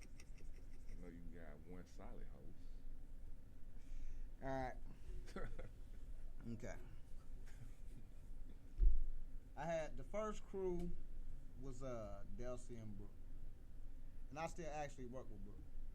I'm a manager and everything. Delcy work at another store, but she come back to work with us. I started off with them, okay, and this how it kind of started basically.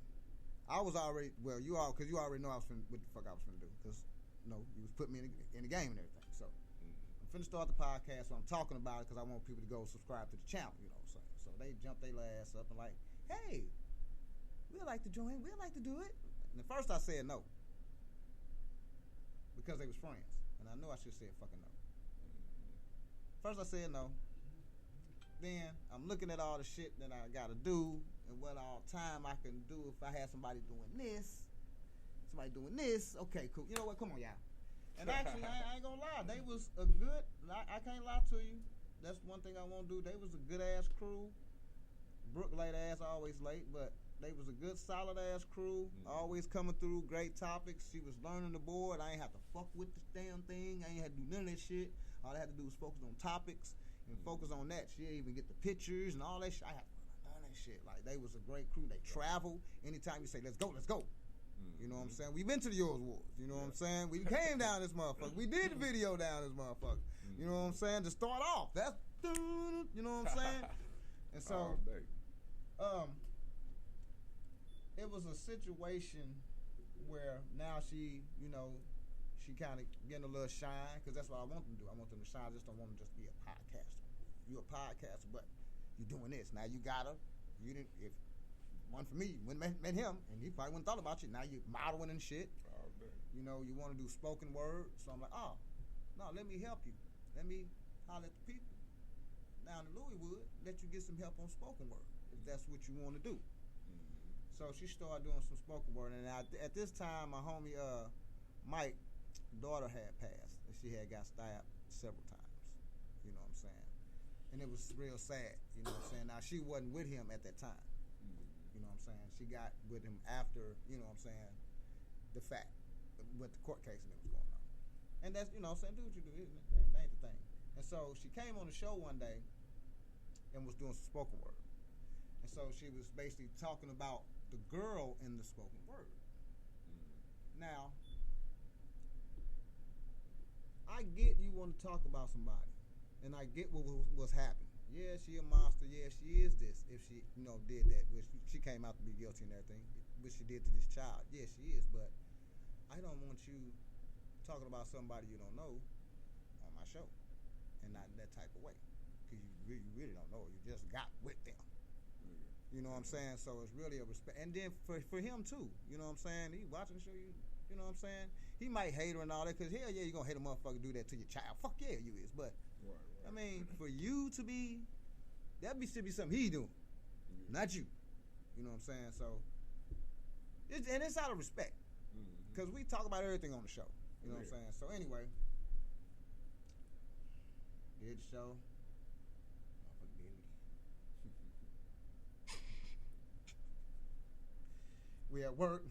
And I'm like, hey, dog, I told you don't do that shit.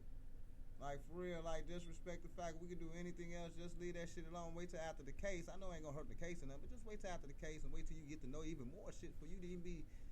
You just got in the damn relationship. Quit doing that. You know what I'm saying? Like, you just got there. Like, you've been there your whole life or something. Right.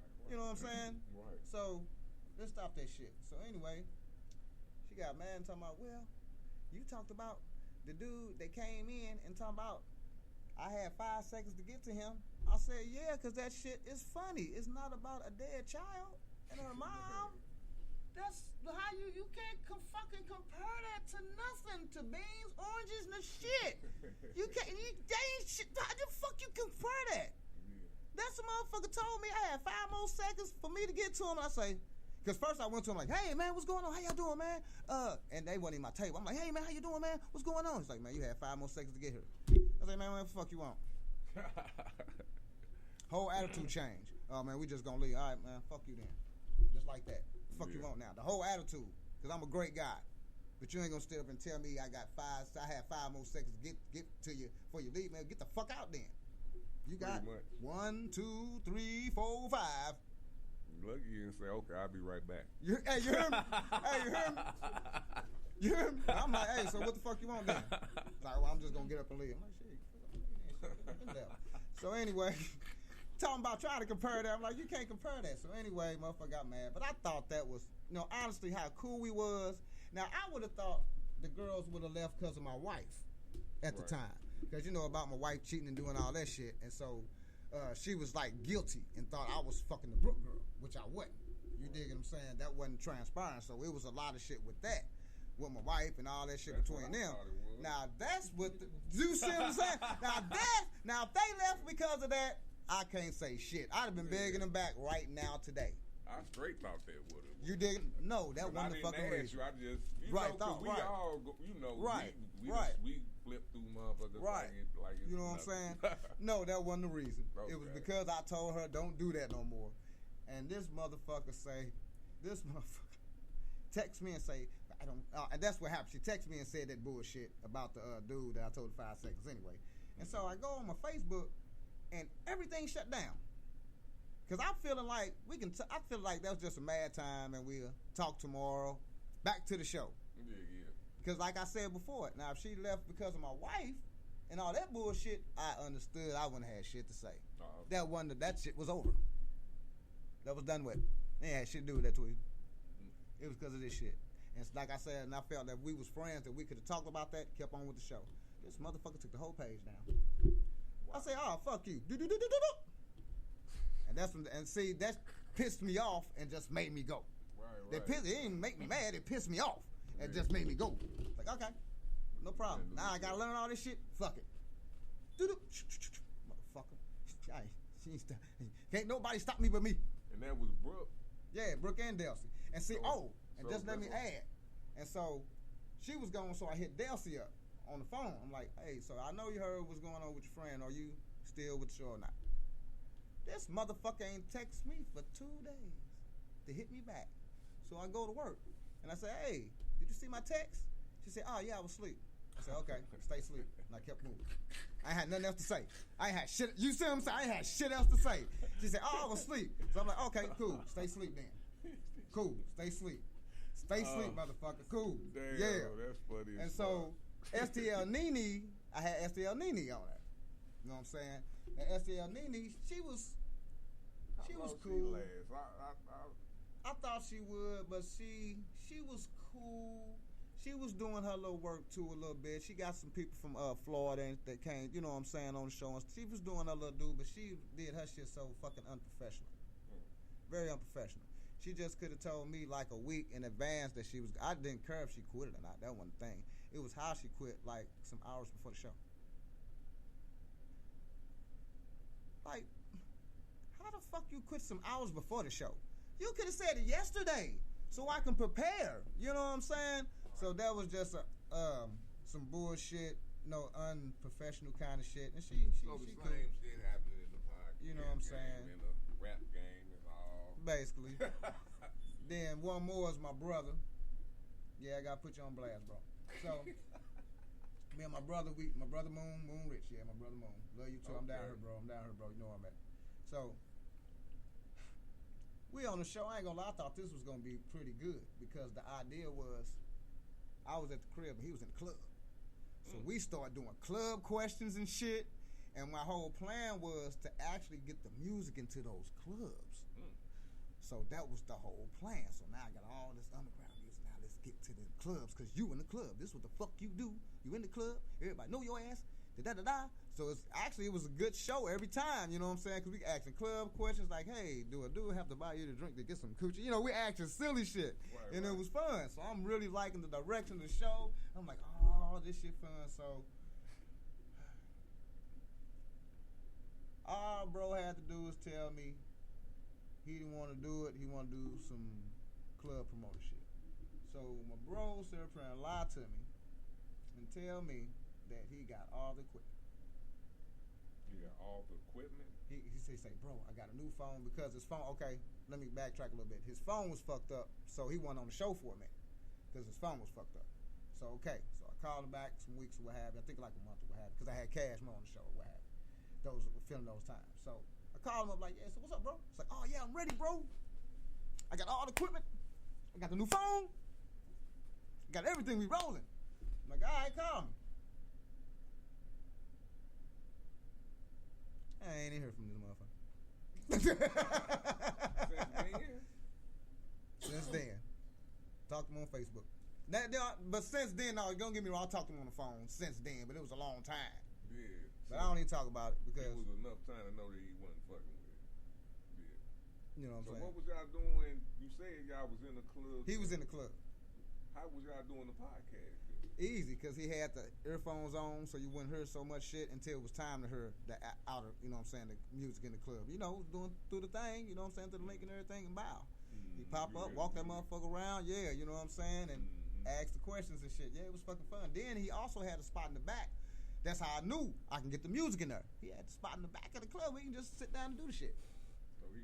You know what I'm saying? So I'm thinking he got all this equipment. This motherfucker ain't had shit. Motherfucker ain't called me back. Ain't said shit about it since then. Yeah, now bro played me. Because he just could have said, I ain't want to do it no more. Right. Then all of a sudden, she ain't leaving. She just was gone for a minute because she had shit to do. She ain't gone nowhere, motherfuckers. She ain't leave me like you motherfuckers left me. She ain't leave me. But nah, then I met Fat Tuesday. Actually, I met Fat Tuesday. I had that little thing up saying I'm looking for a host. Shit, she hit my inbox. She say, shit. So how can I get down? Do I need to go through a audition or some shit she said? I'm like, shit, you already on right now. Shit. Right back. Remember, you actually interviewed me one time before. I sure did. I interviewed before that. Yep, sure did. Yep. I remember seeing that. Mm-hmm. Yeah. And that's how when he said, I was like, oh, yeah, because I had so much fun on the show. Yep. I definitely remember. Yep. You saw that one? Yeah. I was following. I'm always following my people. I probably don't be on the live all the time. Tweezy, man. I told you, Tweezy was the first. I had 4 first peoples. I had Old Boy, Did It the Truth from Ohio, big shout out. I had J.R. Red from Chicago, big shout out. I had my boy Bo, always big shout out. I had Tweezy Don, always big shout out. There was the 4. Oh, Blast, I had your ass on there. Y'all, I'm tripping. I had 5. Them was the motherfuckers fuck with the first time. I had 5 on that little Facebook just.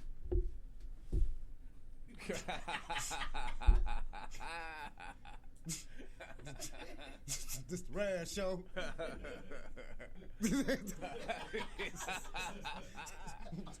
two viewers. My sister. Both my sisters, matter of fact. One in Sacramento and one in St. Louis. Just 2 views and shit. Yeah, I got J.R. Red. I got 2 inches down on this bitch. It's like 2 people. Then, you know, go down to 0. About 20 minutes, go back up like 2. And go down to 1. Be watching like a boy. Yeah, I be watching. I'm like, fuck. Come on, go to 10. Hey, that's how it be. Come on. A lot of people, I'm going to let you go get your other question off, but I know a lot of people want me to quit. I don't know who wanted me to quit. Y'all wanted me to quit, but y'all fucked up. Because I fucked, like my bridge, like I fucked with Tweezers on. Then Blast came on this motherfucker and just expanded the whole, like, Fat Tuesday filled in the part that I needed.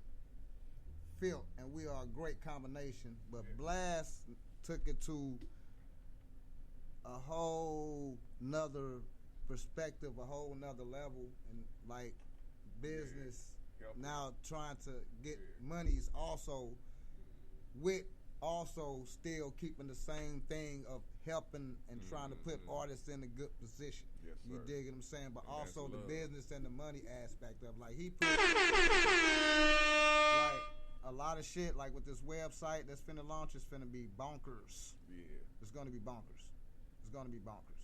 So it's a lot of shit going on behind the scenes and like I ain't gonna lie, he just put it on the whole. That's how I said we down in this motherfucker. I'll be back some more this summer. That's why we fucking down here, cause Hey man, we need to go to St. Louis get some footage. But I'll get something. You know, the website gonna be a little boring. You need some motion. All right. Well, I gotta go down anyway, so get your ass down there. So I gotta go see my son. All right. Oh yeah, I gotta clean shit out and get your ass out. Hey, that's real shit though. Shout out to Stevie Blad, goddamn. I love it, man. Hey, we got some more questions. Oh, I had a question though. It slipped my mind, bro. You gotta rejog it. Before you talking about Stevie Blast, what was you talking about? My host and stuff. And the transition. Okay, so when you transition with Fat Tuesday, what was the concept then? It was basically the same thing. She just made it better. What was it? The concept was basically how she make it, that because it was more you get the lady side. See, a lot of stuff that we talk about is like funny. You know what I'm saying? Now, don't get me wrong. We get some stuff where we talk about serious stuff. You dig what I'm saying? But most of our shit is fucking funny. And we talk. Oh yeah. I just say shit. She just say shit. They be like, oh my God, what is it? You know, I ain't gonna set out, but there's one show y'all gotta go watch, and she say any fucking thing. Okay. Like that goes. Y'all, okay. I see what you're saying. You see what I'm saying? Yeah. So she makes it the woman's side, and I got the male side, and then we also don't agree on fucking everything, and that's the best part about it, because we don't. She do. Yeah. And I like it. Mad for real. Yeah, she be mad for real. And I like it though. You dig what I'm saying? Because it's two opinions, and therefore it's people that might believe what she's saying and what she's saying. It might be a motherfucker believing what I'm saying, whether it's girl, male, what have you. So she just bring more fun to the show. And I actually said some motherfuckers was watching the show because of her ass. Like, what Fat Tuesday? Right. Fat Tuesday on her. It'd be like all the way to like probably like 20 and shit, then go down 18 and shit. Fat Tuesday. Sharing on her, man. No, Fat Tuesday just bring a light to the show. She bring what I wanted to the show, and that's other opinion and not my opinion. Not like Brooke can have her opinions, but she was so agree. Just agree. So it wasn't no real battle. Yeah. You know what I'm saying? Same thing, STL Nene. You know, wasn't no battle. My bro, we men, and we brothers. We the same, come from the same fucking daddy. What the fuck we really gonna too much disagree? Right. You know what I'm saying? It's not too much. So even though it was fun, that's why it was fun, because he was doing the club thing. So that's what made that work. But her, she if she agree with anything, but Cool. she bring that to the show. That's why I miss her. She be back. She almost done. She be back. Trust me. She almost done. She ain't leave me. No. All right. We got a good one for you, bro. I'm going to hit you when we at 6:20. Oh, yeah, you got to get out. Yeah. I'm going to hit you with some good ones, though. Who was your favorite hip-hop or rap, or however you want to put it, R&B, poet, and comedian in the local area? In the local area, best rapper who I really like a lot. Man, I like so many people because I like Stephen Arkell. I like Ghost. You know what I'm saying? You got to say those guys when you talk about. I like Love Indo Kane, Love Cairo Kid, Love. Oh my God, Big Barleone. Man, that's my dog, man. Big Barleone. Like it'd have to. Like okay. Let me put it like this. Because it's so hard. When it's locally, where we like, it's like, because it's like, no, I mean, my who I like is what I like. I still like all of them. You know what I'm saying? But this just a question is who, you know what I'm saying? That don't take nothing from nobody. It's just who, you know what I'm saying? I can't say that because I have to refer to the people that, like, if I was riding who I'm listening to. All day. Yep. So I have to really see. That's when I get fucked up, because it's like Cairo Kid got those albums where you can just he hard. Street shit, love shit, complete package. Yeah. You can go with Almighty E, but see, you have to be on one with Almighty E. You have to dig be what I'm lyrical, saying? yeah, Right, you yeah. dig what I'm saying? Yeah, So if I wanted her, I'll put it to you like this. All right, this what I put to you. If I wanted to just hear some hard, street though. shit, if I wanted some street shit, I'm gonna bump that Cairo Kid. That's not taking nothing from nobody. I ain't gonna I'm gonna bump Cairo Kid. Ain't nothing wrong with that, bro. If I wanted her bars, like bars, just straight flowing, I'm fuck. See that? There we go. See that's Steph R. Kelly go shit. But see, I'ma listen. Phew, fuck that. Shit. Fuck. So we talk about bars, then we got Almighty E in that motherfucker. I'll put you like this. I'm gonna listen to Ghost, Steph R. Kelly, Almighty E. I'll put you like that. So if I want to hear bars, that'll be my list. Hey, that's a nice mix. You said who else? R&B. Yeah, R&B. I like Ur Shamir because we always talk about Ur Shamir on what she can actually be. We look at her. Other people probably don't see it, but we like see a whole Mary J. Blige type of thing with her. She's just so with her pain and just a little help, the pain that she delivered and what she been through. She has a great story to tell also, and that's the thing about it. She has a great story to tell also with singing capabilities. So I like her. I like okay, it's this girl named Difference. Shit, she hard. Locally.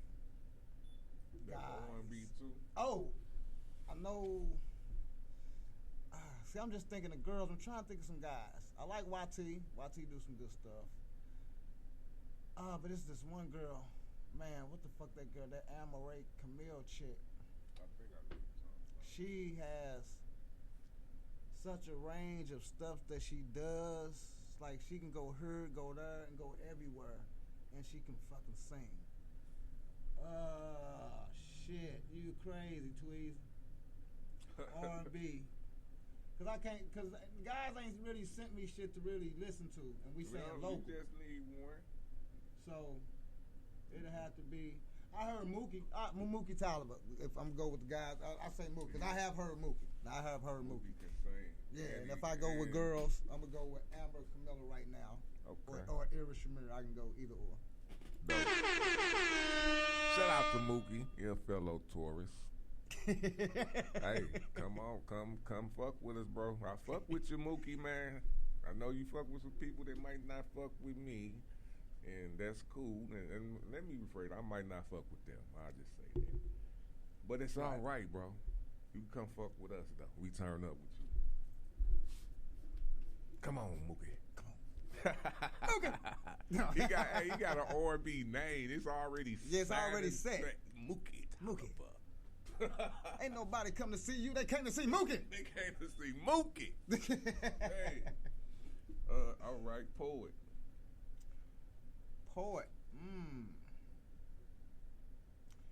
I just think we gotta go local. Cause I just had somebody on the show. Well, I'm tripping. We just had somebody on the show that y'all brung from the triple gang. Oh, Triple D R&B. That dude fucking Tad Nips. Yeah, y'all should get him on the show. that dude, he was killing Yeah. it. I say who I like That'd be for dope. real. I do like Ray Lay Down the Truth. She be doing some good stuff. That girl Tiffany Marie, she do some good stuff. But I like the one sexy Tiffany, cause Yeah. I like cause she nasty. I'm a nasty guy, Yeah. and I think that's why, if that could be, you know what I'm saying, something, cause like I never skip a beat with her. Like when she come out like this, and now, Dang. so I mean, She did have that, like, yeah, she knew what she was doing. yeah, and it's okay. Yeah. It's okay. It was very appreciated. Just for a real. I ain't mad at you one bit. Never will be mad at you. My girl was mad at me, and I ain't gonna. She, and I, you know, I'm like, I mean, it's the same thing. Like if a dude speaking some Harashi, you like, yeah, go ahead. That's what. It's the same thing. Yeah, I'm just saying. So I'm thinking about what I'm gonna do to you. Yeah, that's what I'm But also doing. too easy too. I need to see more ports. I need to see more. You know what I'm saying? I ain't been out in a minute. That's what I'm gonna be doing. Seeing more ports do their thing. Cause it's a lot of great ports out there, and all of them had a great one of them. You know what I'm saying? And some of them wasn't as consistent, I don't think, but all of them had a great one of them. You know what I'm saying? But old girl, she is more. That's why I say because she's more consistent, and she stay in her lane, and she does what she does, and then she does what she do, and make songs with it too. So that's another thing that I like. So. All right, comedian. I'm a Lady Mojo fan. Hey, shout out Lady Mojo. And this what got me to be totally a Lady Mojo fan is when we did Effing Crazy. Yes. And I told her to do a caption on this picture, and the picture had this big guy on the bike with a little bitty kid on the back, so you know it looked like this, right? Big fat dude and a kid like this. And she said, "This is what a fart look like." Wow.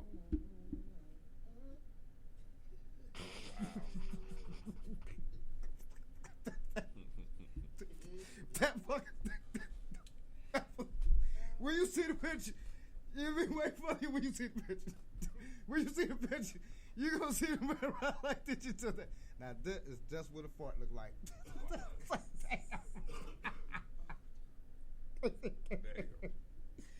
So I like Lady Mojo. I haven't really got to see too many males really. Shout out to Lady Mojo.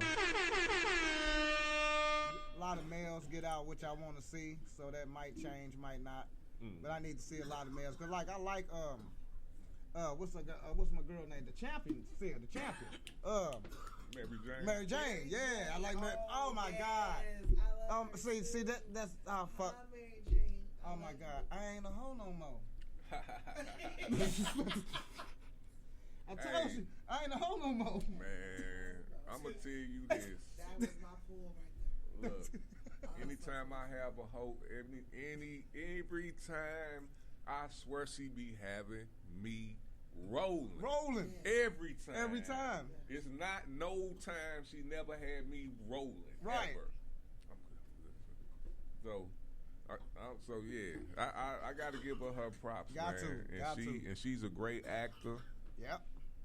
You know, I think she won every comedian of the year at the Yours Awards, if I ain't mistaken. She that good though. I'm trying to think. I know she at least won 3 or 4 of them motherfuckers. She that good though. Yeah. She that So good.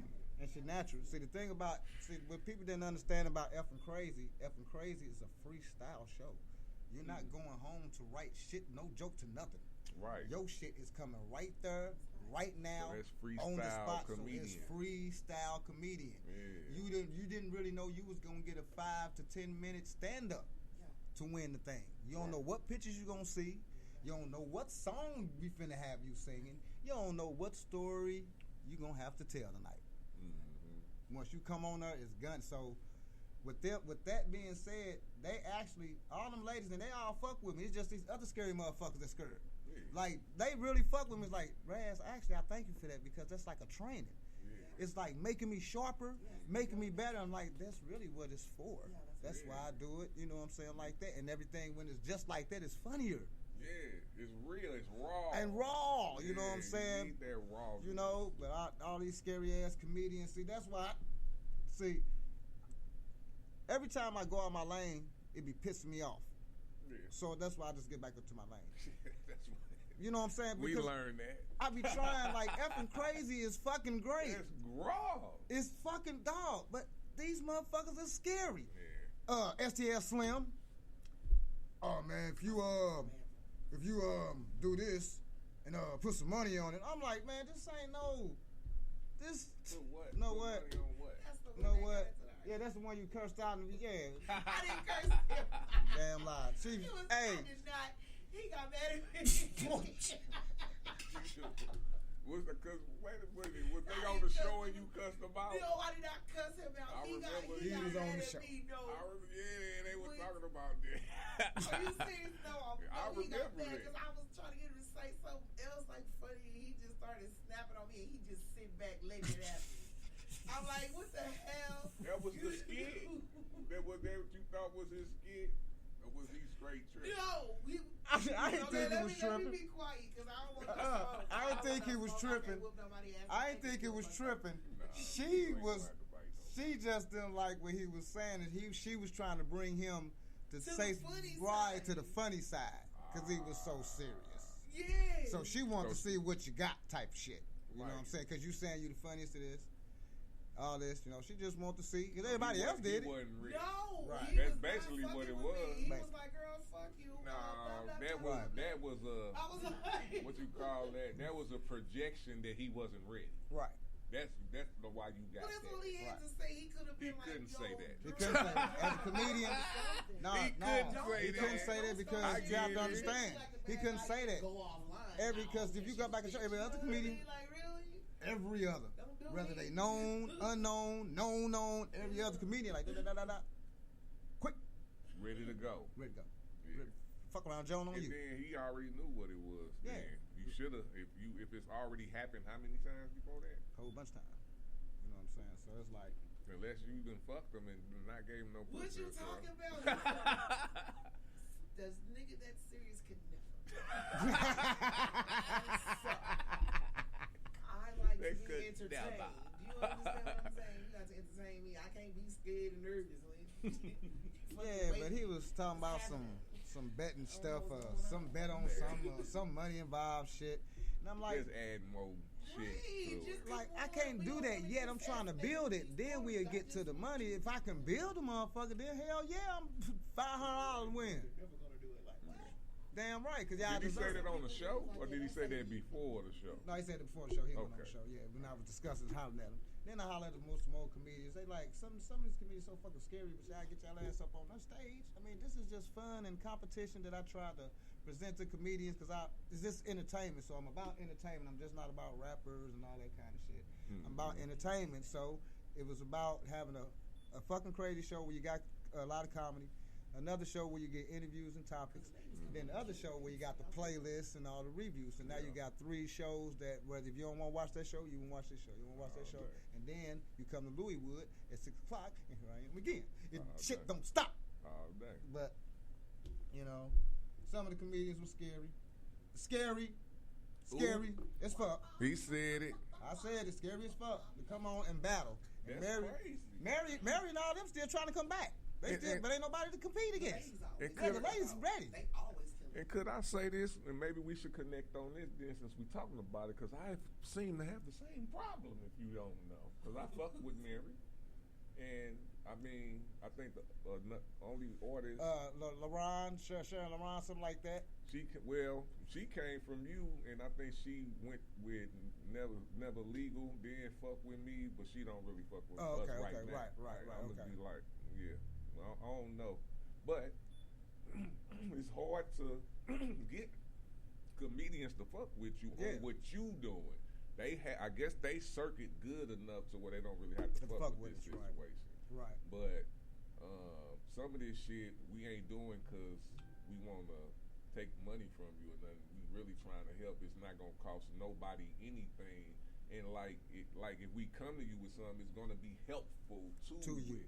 You know what I'm saying? And it's gonna get you some motherfucking other people who see your shit too, not just these people. Now you got more people looking at you. You know what I'm saying? Because it's building and building every day. Because consistency keep going. So it's building and building every day. So you're gonna get seen. And then I make clips. You know, I got that from the Genius U. I'm like, yeah, let me make some clips. I'm like, damn right. Thank you, Tweezy. Let me make some clips of the good jokes. So that's why I made the clip of I Ain't a Hoe No More. Then I made the clip with Lady Mojo. What was that should be so fucking funny. And Tim Loss. I did Tim Loss. We was talking about his parents. Damn.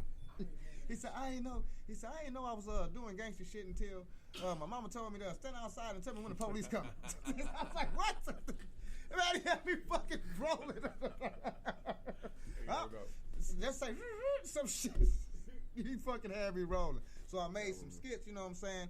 And that's another thing that you do for comedians, because not only you on the show, now you Now, that's practice. All day. You got your practice in, you freestyling, you getting better, and also, shit, we making free clips of you sharing you with this special moment. I ain't a hoe no That you more. can't replicate. You can't, you know what I'm saying? And now them people that I'm talking about, they ready to come back. All them, Tim, Sharon, whatever, LaRon, the champion Mary, Lady Mojo, shit, she always fucking calling me. You know what I'm saying? Tim lost, but you can't. It's like, Well, send them our way. We got something for them that cause we haven't had too many comedians in the verses because ain't nobody trying to step up to them. and why is that? We got everything else. R&B, poets, all the comedians. Like I can get Mary to host. I mean, she wouldn't. Right, mind they gonna do doing it. Right. Yeah, But no problem. So we make it worth your while. We'll make it super because we'll do have you hosting. So it'll be Even better. as You can get your jokes comedians, off and it's all day. yeah. You don't even. And my thing is, we say verses, but it's really a collaboration if you smart. And networking. You just make it what you want it to be as a versus to get your shit off. Just be This a is what loser we do. or still win if you lost. Man, we win. I don't even think nothing. We don't ever lose. You know Who what I'm saying? loses? Period. You can only gain. You only can gain from this. It all depends on where your mental Right. at. No. Ain't shit. Yeah, come on, man. Even the people these that people was booing for you was your fans at this time. Right. Stop. Please stop.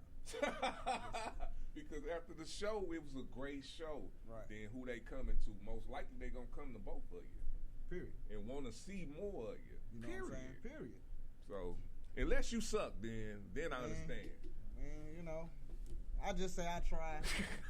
And you know, when they come back to me, I get some more comedians. I do it again. Till then, I'm just doing what we doing right now, and just working, and this we gonna keep going. It'll happen. It'll happen. Or not. Or not. And life keeps going. Ah, man. All right. So we finna get to the last part of the show that we call situations, brother. With this is 3 situations. 1, you can't have any more.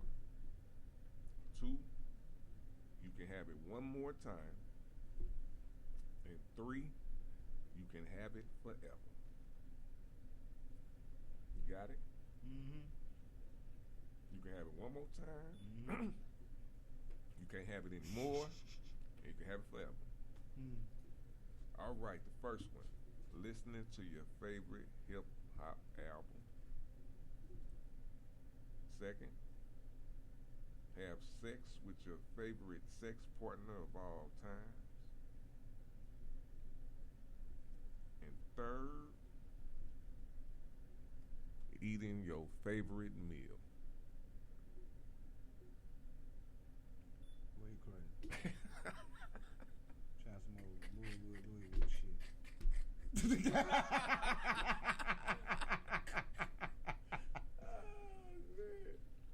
Fuck.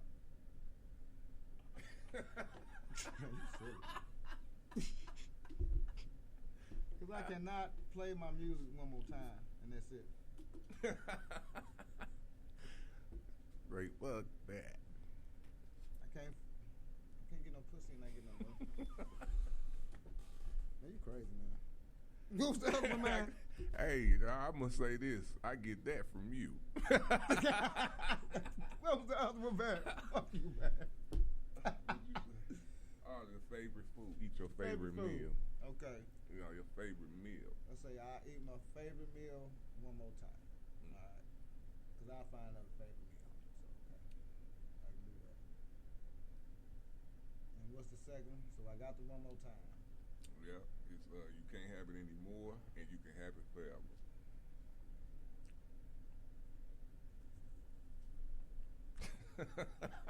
Nah, man, because you're going to get some of my music. And then if I'm fucking, I be, it depends on the girl. If she a hoe, I'm playing too short. If I like her, I'm going to give her some truth. You know what I'm saying? Yes, sir. So, oh my God, you wild, dude. You got to put music in it. Well, I gotta put music in it, man. Look like I'm being jacking off, motherfucker. You say So no sex with the all time and hip hop forever. Hip hop forever. All day. I fucks with you, bro. Me and Jack off. No, but listen to this. Listen to what I'm finna tell you. What you said was, if it's a hoe, you play what? Oh, you play Too Short. If it's somebody you fuck with, you play what? Oh, you playing some Troop, you playing some That's R. R&B. Kelly, You still get the fuck.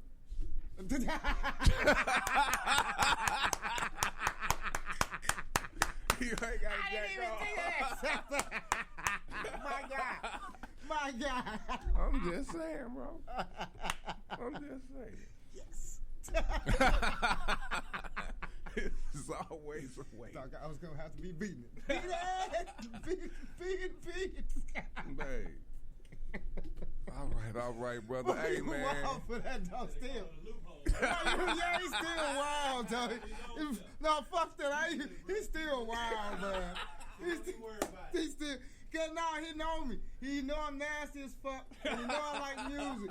And he nah, fuck that. That's that brother shit. Nah, fuck that shit, dog. He wild, man. I seen this on whose mic is this, bro. If y'all ain't watched this, y'all probably need to go. He wild motherfucker. All day, Boy, bro. that's wild. Hey, much love for you, man. I wish we had more time, but you know what we do, so it's going to be a part 2, then we can get into some more shit. Yes, sir. You know what I'm saying? Because there's going to be some more shit to get into. We just hit the tip of it, man, and that's what I like with Whose Mic Is This. I like us to grow with every interview. You know what I'm saying? Yes, sir. So the beginning was the beginning, and we hit some present time shit, too, and y'all feel the vibe. So, man, again, well, let them know where they can find you at. You can find me where y'all know I'm here. So I'll be on Louiswood at 6 o'clock. Come holler at us, y'all. You know what I'm saying? But you can find me on Facebook, every platform. You know what I'm saying? Just every platform that I actually can be. You can find me Demetrius, but it say Demetrius Parson.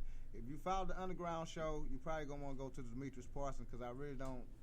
And the Razz page, that was some rap shit, and y'all don't really know. Like, I haven't retired, so put it like that, but I'm not into it. Mm-hmm. Like, if I get, when I'm doing something and then get a little money, well, I can go to the studio, because I like to do shit right. So if I'm not going to do it right, I'm just, like, really going to be like, fuck it, 'cause I can't do it right. You know what I'm saying? Yeah, now, if I get some extra monies and shit like that, trust me, I go right into the studio, because I got shit wrote down. Like I keep telling y'all, I write rhymes. I got rhymes. I got book bags of rhymes. I'm always ready. I got book bags of rhymes, so I'm always ready. I'm always writing. So y'all freestyle is good. That's good. But I got bags. Right. It's not like a retire, but I'm not into it because I can't do it how I want to do it. So if I can't do it how I want to do it, I'm not gonna fucking do it. Now I can do this how I want to do it. So here we go. So anyway, you can find me everywhere, man. All platforms. Wednesday, Underground Show. Fat Tuesday coming back real quick. Y'all favorite old girl, man. Y'all probably like her more than me. But it's cool. I ain't mad. Hey, right. She is very, very likable. Like you brighten up the room, so that's a good thing. She do. That's Fat Tuesday. It's the whole party. The name says it all. So I'm just want to get some shout outs real quick. One, real fast, man. Shout out to my cousin Snake, because that's one guy that's kind of like, but that's how I stayed alive in these streets. Big shout out to my dad for being a gangster, because I'm not like my guy. I'm not a street guy. He was, and I'm not a street guy. All right. Gotta keep saying it though. All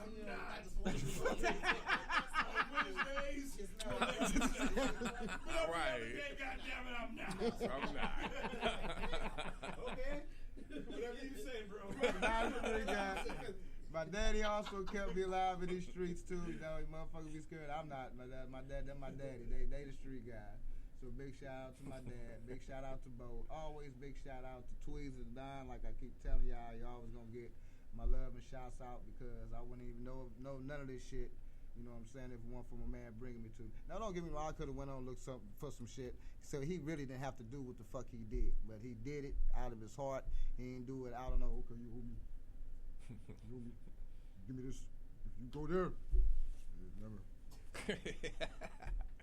You know what I'm saying? Oh, that's a real guy. So always big shout out to Tweezy. Always big shout out to Blast. Always for just making this show go nuts now. Yes, big sir. shout out to Fat Tuesday for making this show go out nuts now. Yes, sir. Like, you know what I'm saying? Big shout out to y'all. Big shout out to the Louiswood team, the family. See, this is the family reunion. Because I ain't seen them in personally. Like, we talk, we are all that shit, but person. Yeah.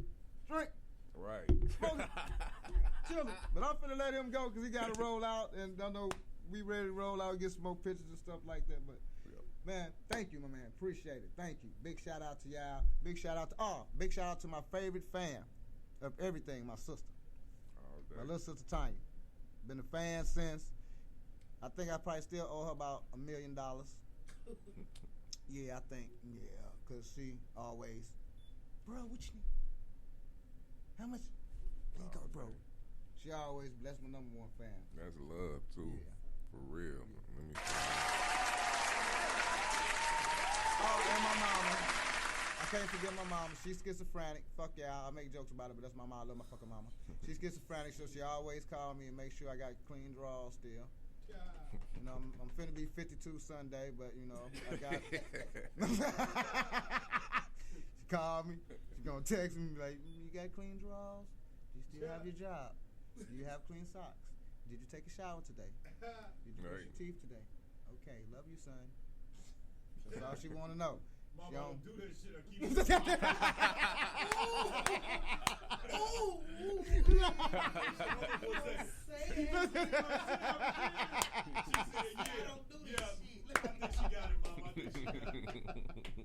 I love my mom. That's all she wants. She don't want no long conversation. She just want to know those specific things.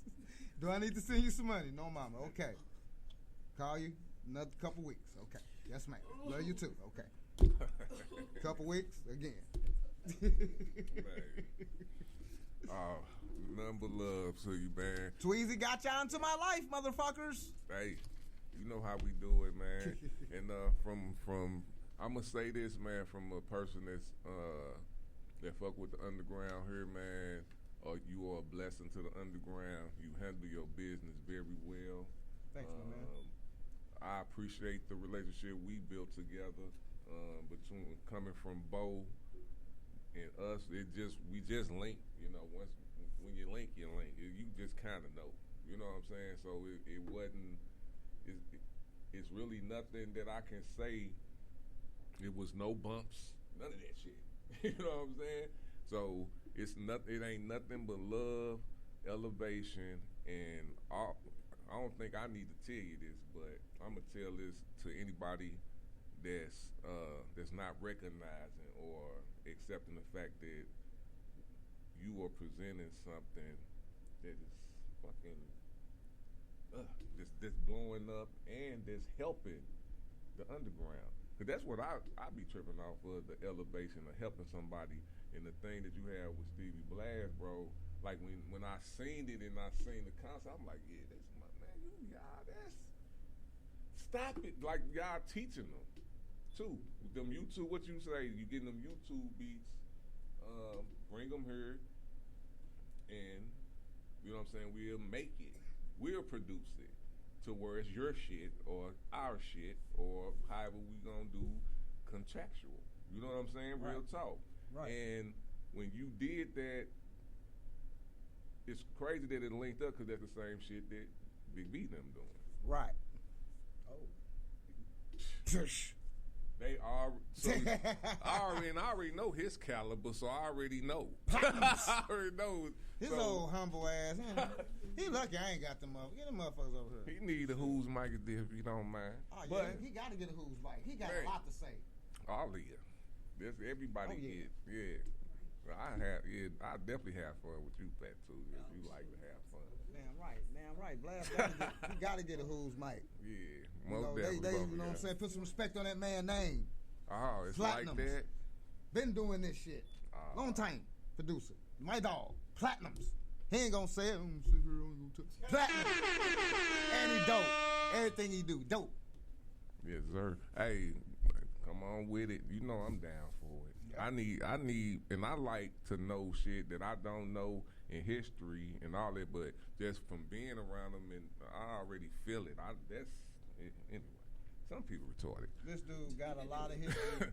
All these upcoming artists, every platinum artist that has came out of St. Louis ran through that dude.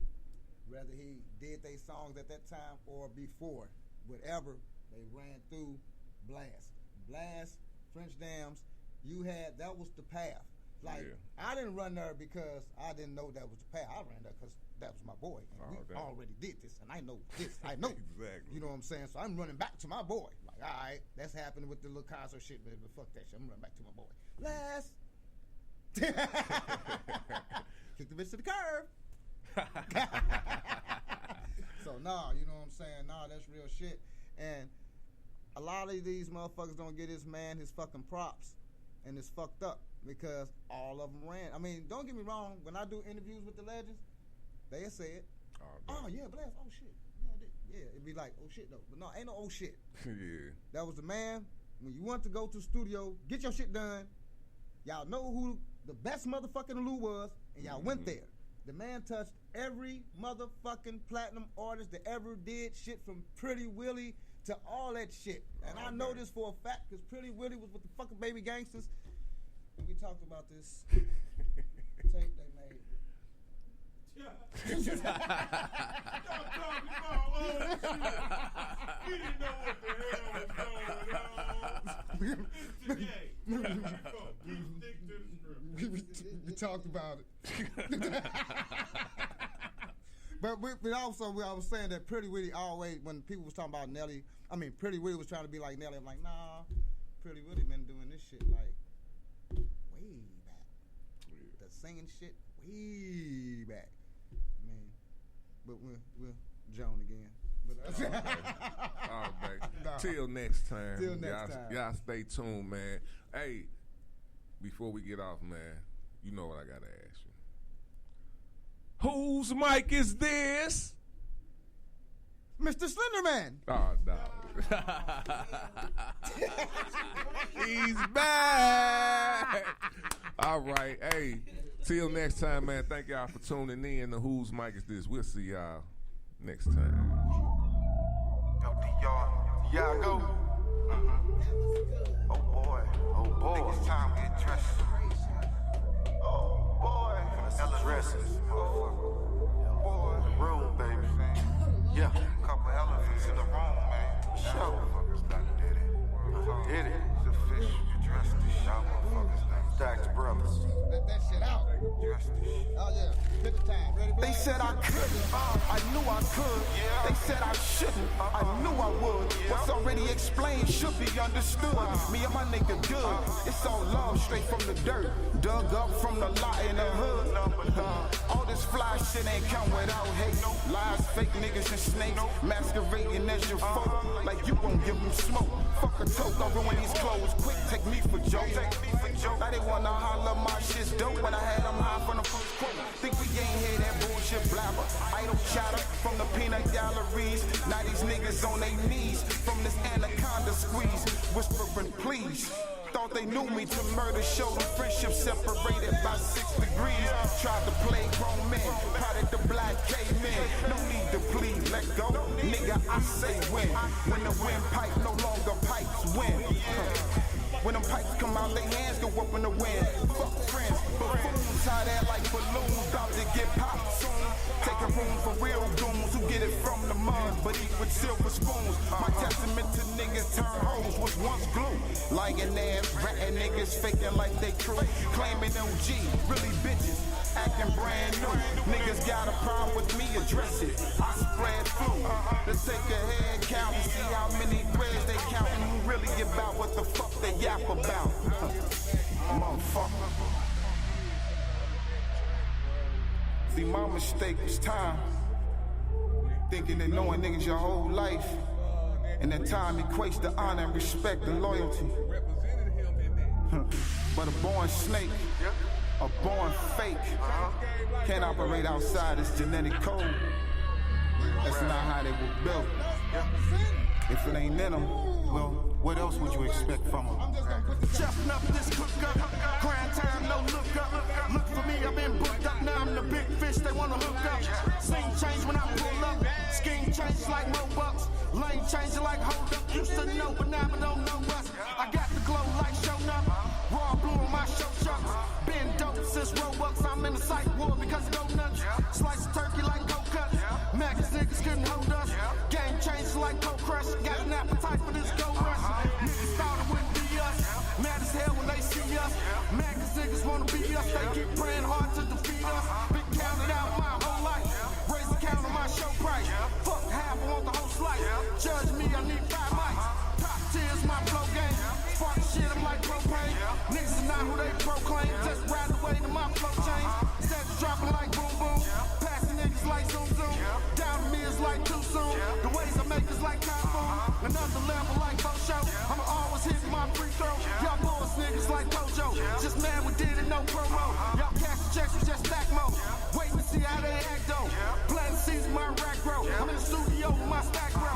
Looking for us, we passing them up. Wanna beat us, we smashing them up. In a 2C, to pop in the clutch. How you go low when our status is up? Ain't no need for flashing them up. Keep believing in God we trust, cause he is the reason we running them up. Y'all left out, no seat on the bus. Yeah, there you have it. Let's address this elephant in the room. Real niggas do real things. Yeah, Stack Brothers, bitch.